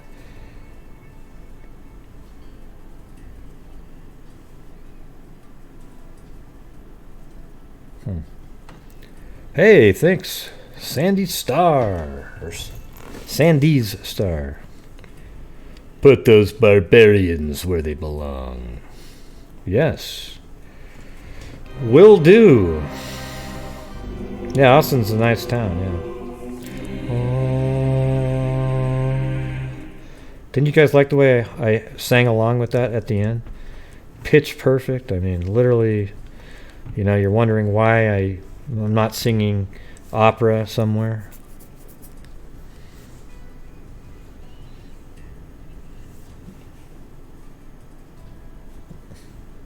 No, it was actually at a yogurt shop. No, I guess it could be, you know, I don't know, let's go down here. You think it's one of these other ones down here? What do you mean 1991 Joe's Classic Video Games? I don't get it.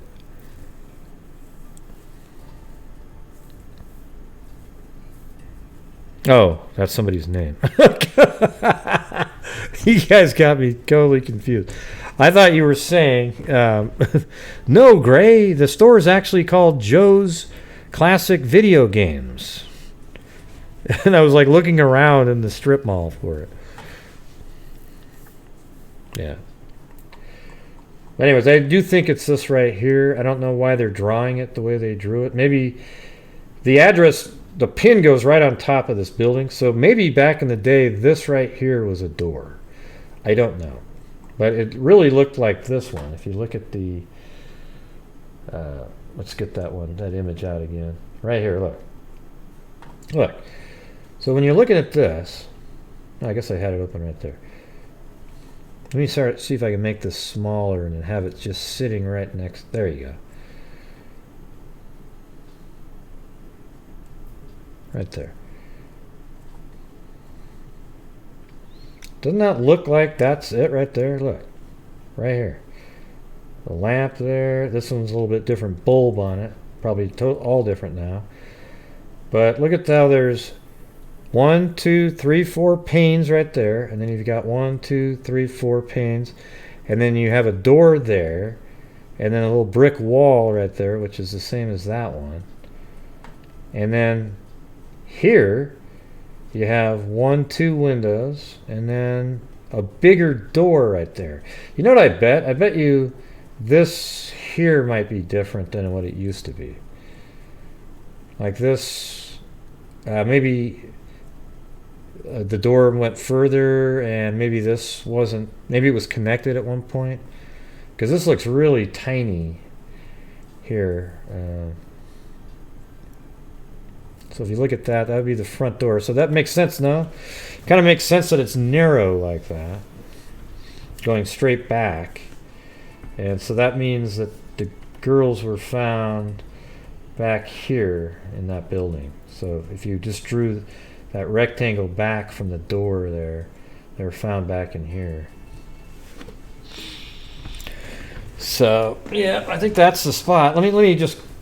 when you type in 2949 West Anderson Lane, it puts the pin right on the top right there. Let's see what happens when you type in, is there a 59? Does it literally move it down a little bit? No, so it goes over there. How about 39? Okay, yeah, so that definitely seems like they're putting the pin close to where it's supposed to be. So is there a 30, how about a 41? Oh, it's kind of in that same. How about 45? Yeah, there you go. So that one's almost on top of that one. But they're saying 49. I feel really confident that that's it, because even though it's on this building, it's so close to where that is. Gotta be it. Yeah, maybe what they knew them. I mean, it's weird that all of them were killed. So yeah, you'd think that they didn't want to be identified, but how would they, if they didn't know them, it'd still be tough to be identified. So it seems like they must have all known, maybe they all even knew who these kids were. And it's weird how there's 4 of them and four girls and 4 guys, right? It's a little strange. Was that just coincidence?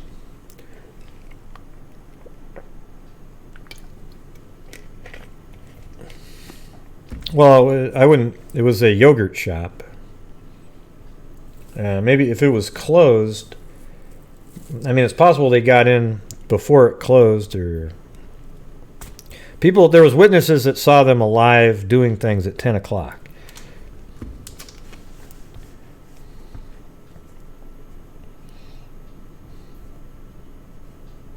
You haven't missed much. Yeah, you almost missed the whole show, Stephen. It's basically over right now. I was just doing a recap.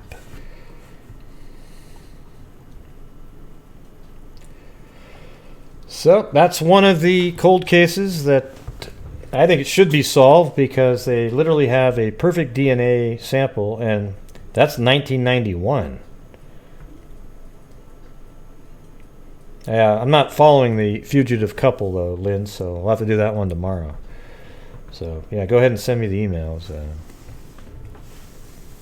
I don't even know who you're talking about.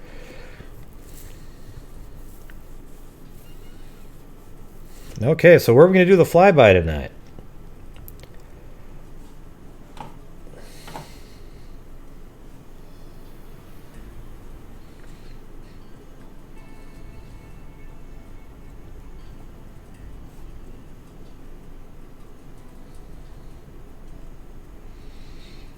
Man, sometimes when I cover so many cases like that in one night, my brain just goes...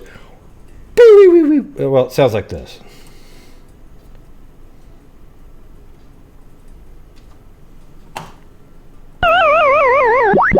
Yeah.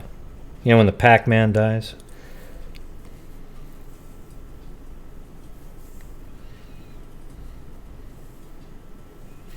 The Dolomites. Oh, super. See, I thought what Wood Girl typed in was superstition mounts. Like, hey, oh, wow, everything's building up. And then somebody else typed in, oh, the Dolomites. And I'm like, oh, wow. What the hell are you guys... Oh, wait, you're giving me where to do the flyby. Okay, I get it. Yee-hoo. Boy. Sharp as a tack tonight, everybody. Sharp as a tack.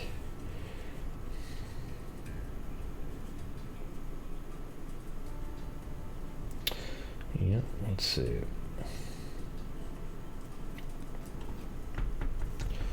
Ding, ding, ding.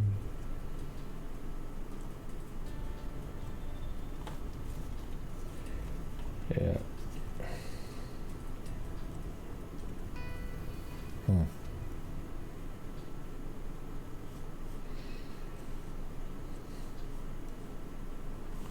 All right, so where are we going? Let's see.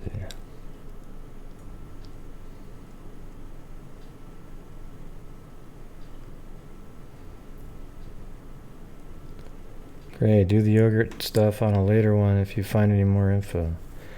Yeah, well, I'll just... I mean, there's a ton of information on it.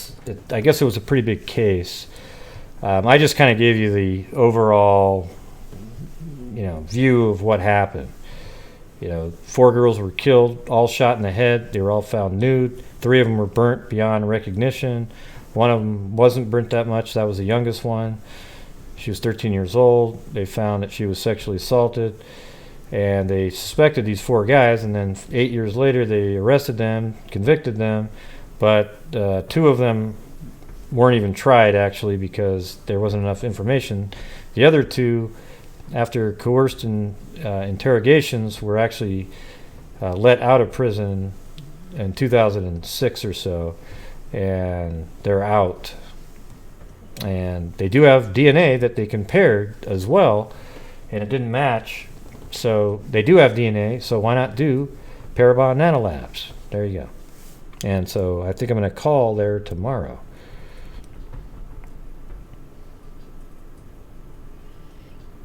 All right. So anyways, after the show, I'm going to have to put this show on private.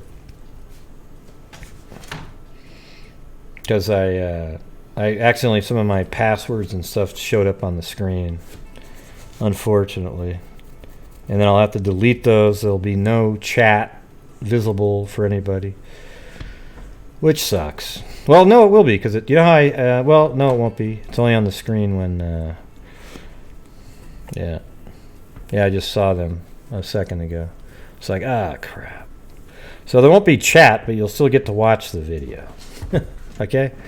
So if you're one of those people that just likes to listen to it and you don't really care about watching the whole thing again and reading the chat, then it's no big deal. But I guess it's just the way it is. I just saw that a second ago and went, crap. So what I'll do is I'll put it on private, and then probably later this evening I'll have to go through and hell, I don't, Jesus, I'm not sure even when that was. That's the part that sucks, is having to go find. So what time is it? How long have we been doing this? All right, 2 hours. Probably if I go to 2 hours and watch, maybe 2:15.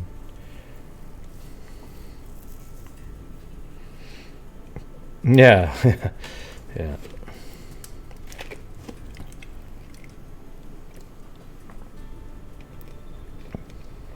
Call them, record. Yep, gonna do it. All right, so where are we going again? What was that? What was that one that you said? Something mountains? Or mounts? Mystery Mount? Wait, I was gonna go in Florida, wasn't I? Around that same place.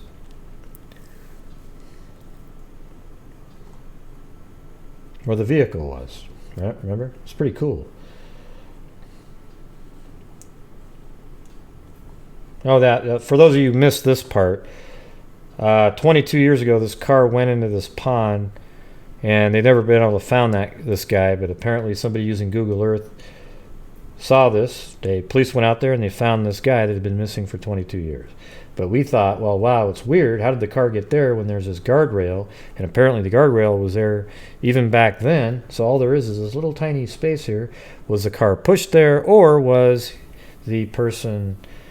they obviously didn't drive right down here and go into it, because they would have broken through, and then they would have checked the pond, because they would have seen the damage.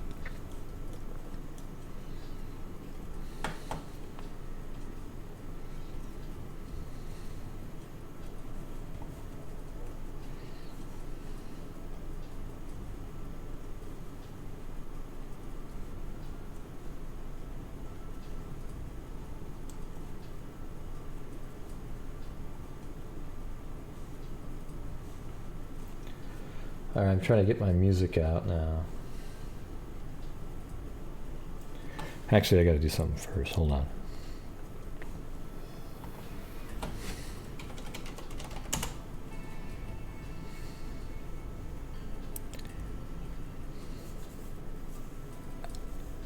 Yeah.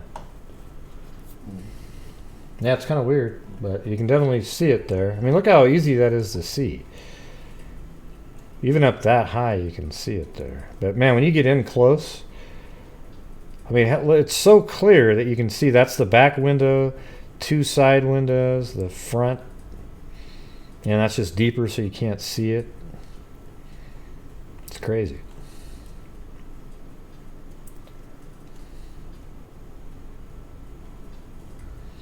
And then look at this huge person sitting here. See the head right there? And then the arm holding him up? And then the big long leg. That person's probably, what, about 15 feet tall there? Sure. That's what you get in the Delphi case. People talking like that. Oh, look at that. Okay, look at that guy's head. He's just leaning to his side. He's got an arm holding him up. And then two kind of shorter legs right there. And then right there is just his other hand. It looks like his right hand's burnt. Okay, do you see that? Wow. And then people go, oh, wow, I see it too. Whoa. That's what always kind of freaks me out, that people actually think that that's something they're really seeing. And if you look at that, it's like, wow, that person's 17 feet tall because it's bigger than the actual car right there. Yeah. Gray, you're so mean. Yeah. Well, now I'm just telling you guys the reality of it. A lot of really, really dumb people in society. It's unfortunate, but just the way it is. Actually, I gotta find something here. Gotta thank the supporters. Boom!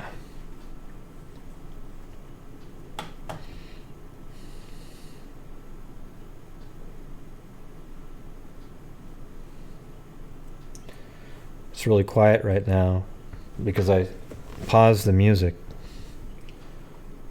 And here we go. So thank you to Barbara Smith, Minnie C, Kit Kat, as they were all just drinking shots back and forth. Nadia G, Minnie C again, Barbara Smith, then Woods Girl jumped in with her drink, and then Minnie C, Barbara Smith, Nadia G again, Barbara Smith again, Barbara Smith, Sandra Metcher, Cairo Al-Qadir, and Sandy's Star.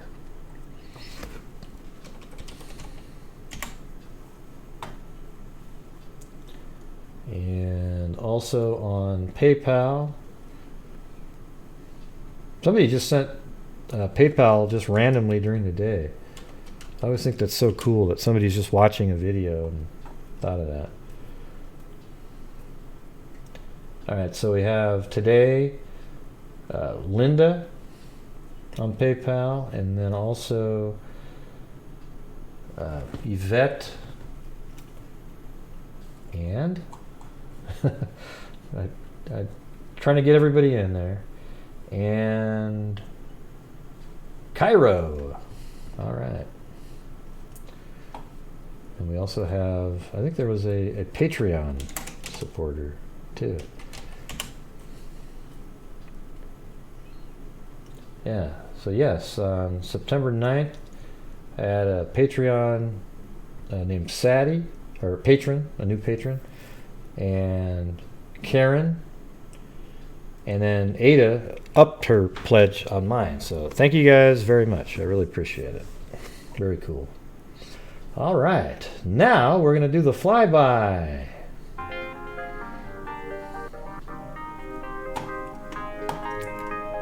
Fly around in Florida and see if we can find another car.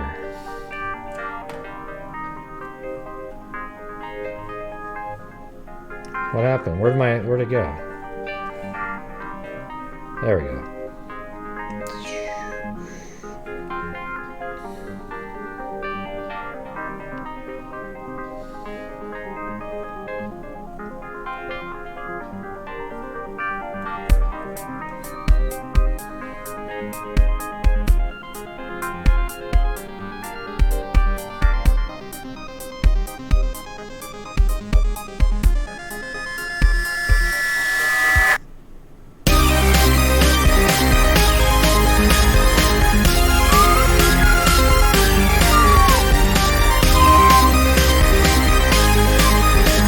I know, it looks like a big resort, doesn't it? What the hell is that?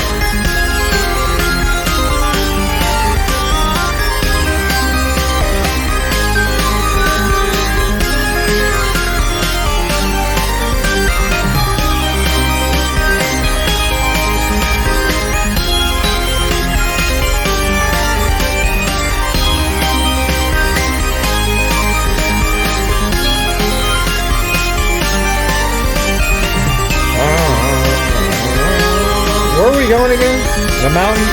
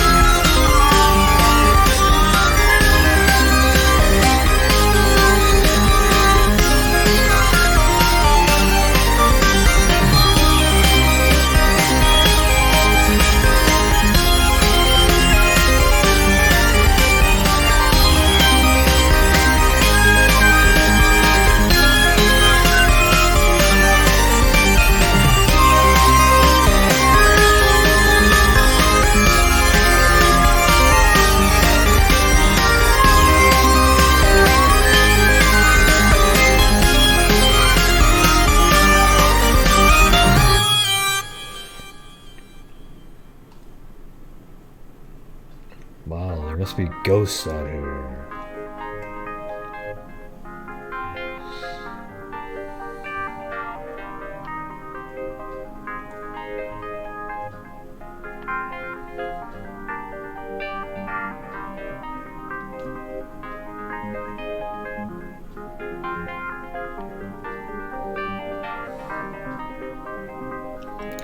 Sassmere. Love you, great. Yee-hoo, Sassmere.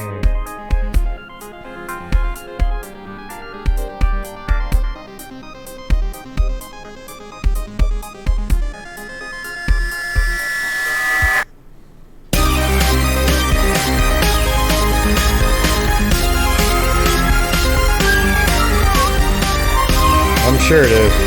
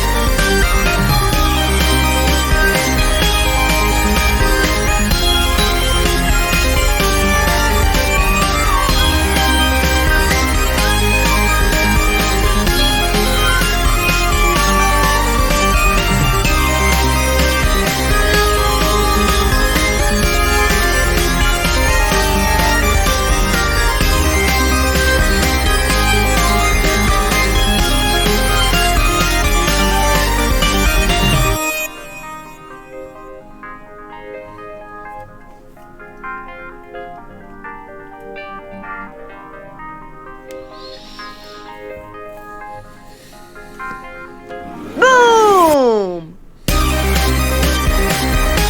Good night, freaks!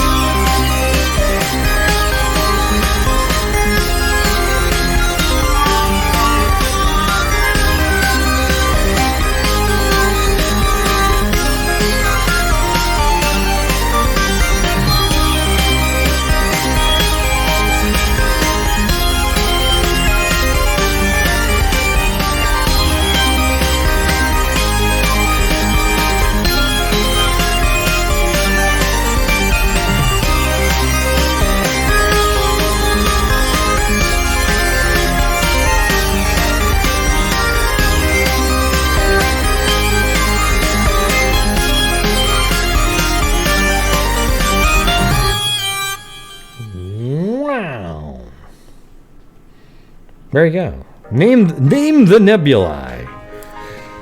Alright. Anyways, thank you guys all for showing up tonight. Going through all the different cases. I had a lot more files that I actually downloaded and stuff for the... I'll even show you. It's like, well, it's on a different screen, but tons of files that I downloaded for the yogurt case, but it seems like after a while you're just kind of repeating stuff over and over again. So those are all the different documents that I got off of old articles from 91, 99, things like that. But you know, it doesn't change. Basically, it was just things about them not, they had no idea. They couldn't find the killer and all that stuff. But the story kind of remained the same. And then it turns out that the guys that were convicted were set free. So they're still, apparently, it's not a closed case, so they have DNA, so go ahead and get Parabon or DNA Dope Project in there. Alright? Anyways, I don't know if Blue is even up anymore. Nope, he's already gone to sleep. So I don't see him over there. But yes, thank you all for participating, and it was fun. And thanks, Sassmere, for calling up and telling us about your crazy experience over there where your mom pointed to you in a dream and you went there, and what happened? You found a bucket full of jewelry. How crazy is that? Alright, everybody, thank you for showing up tonight, and until next time, be safe out there.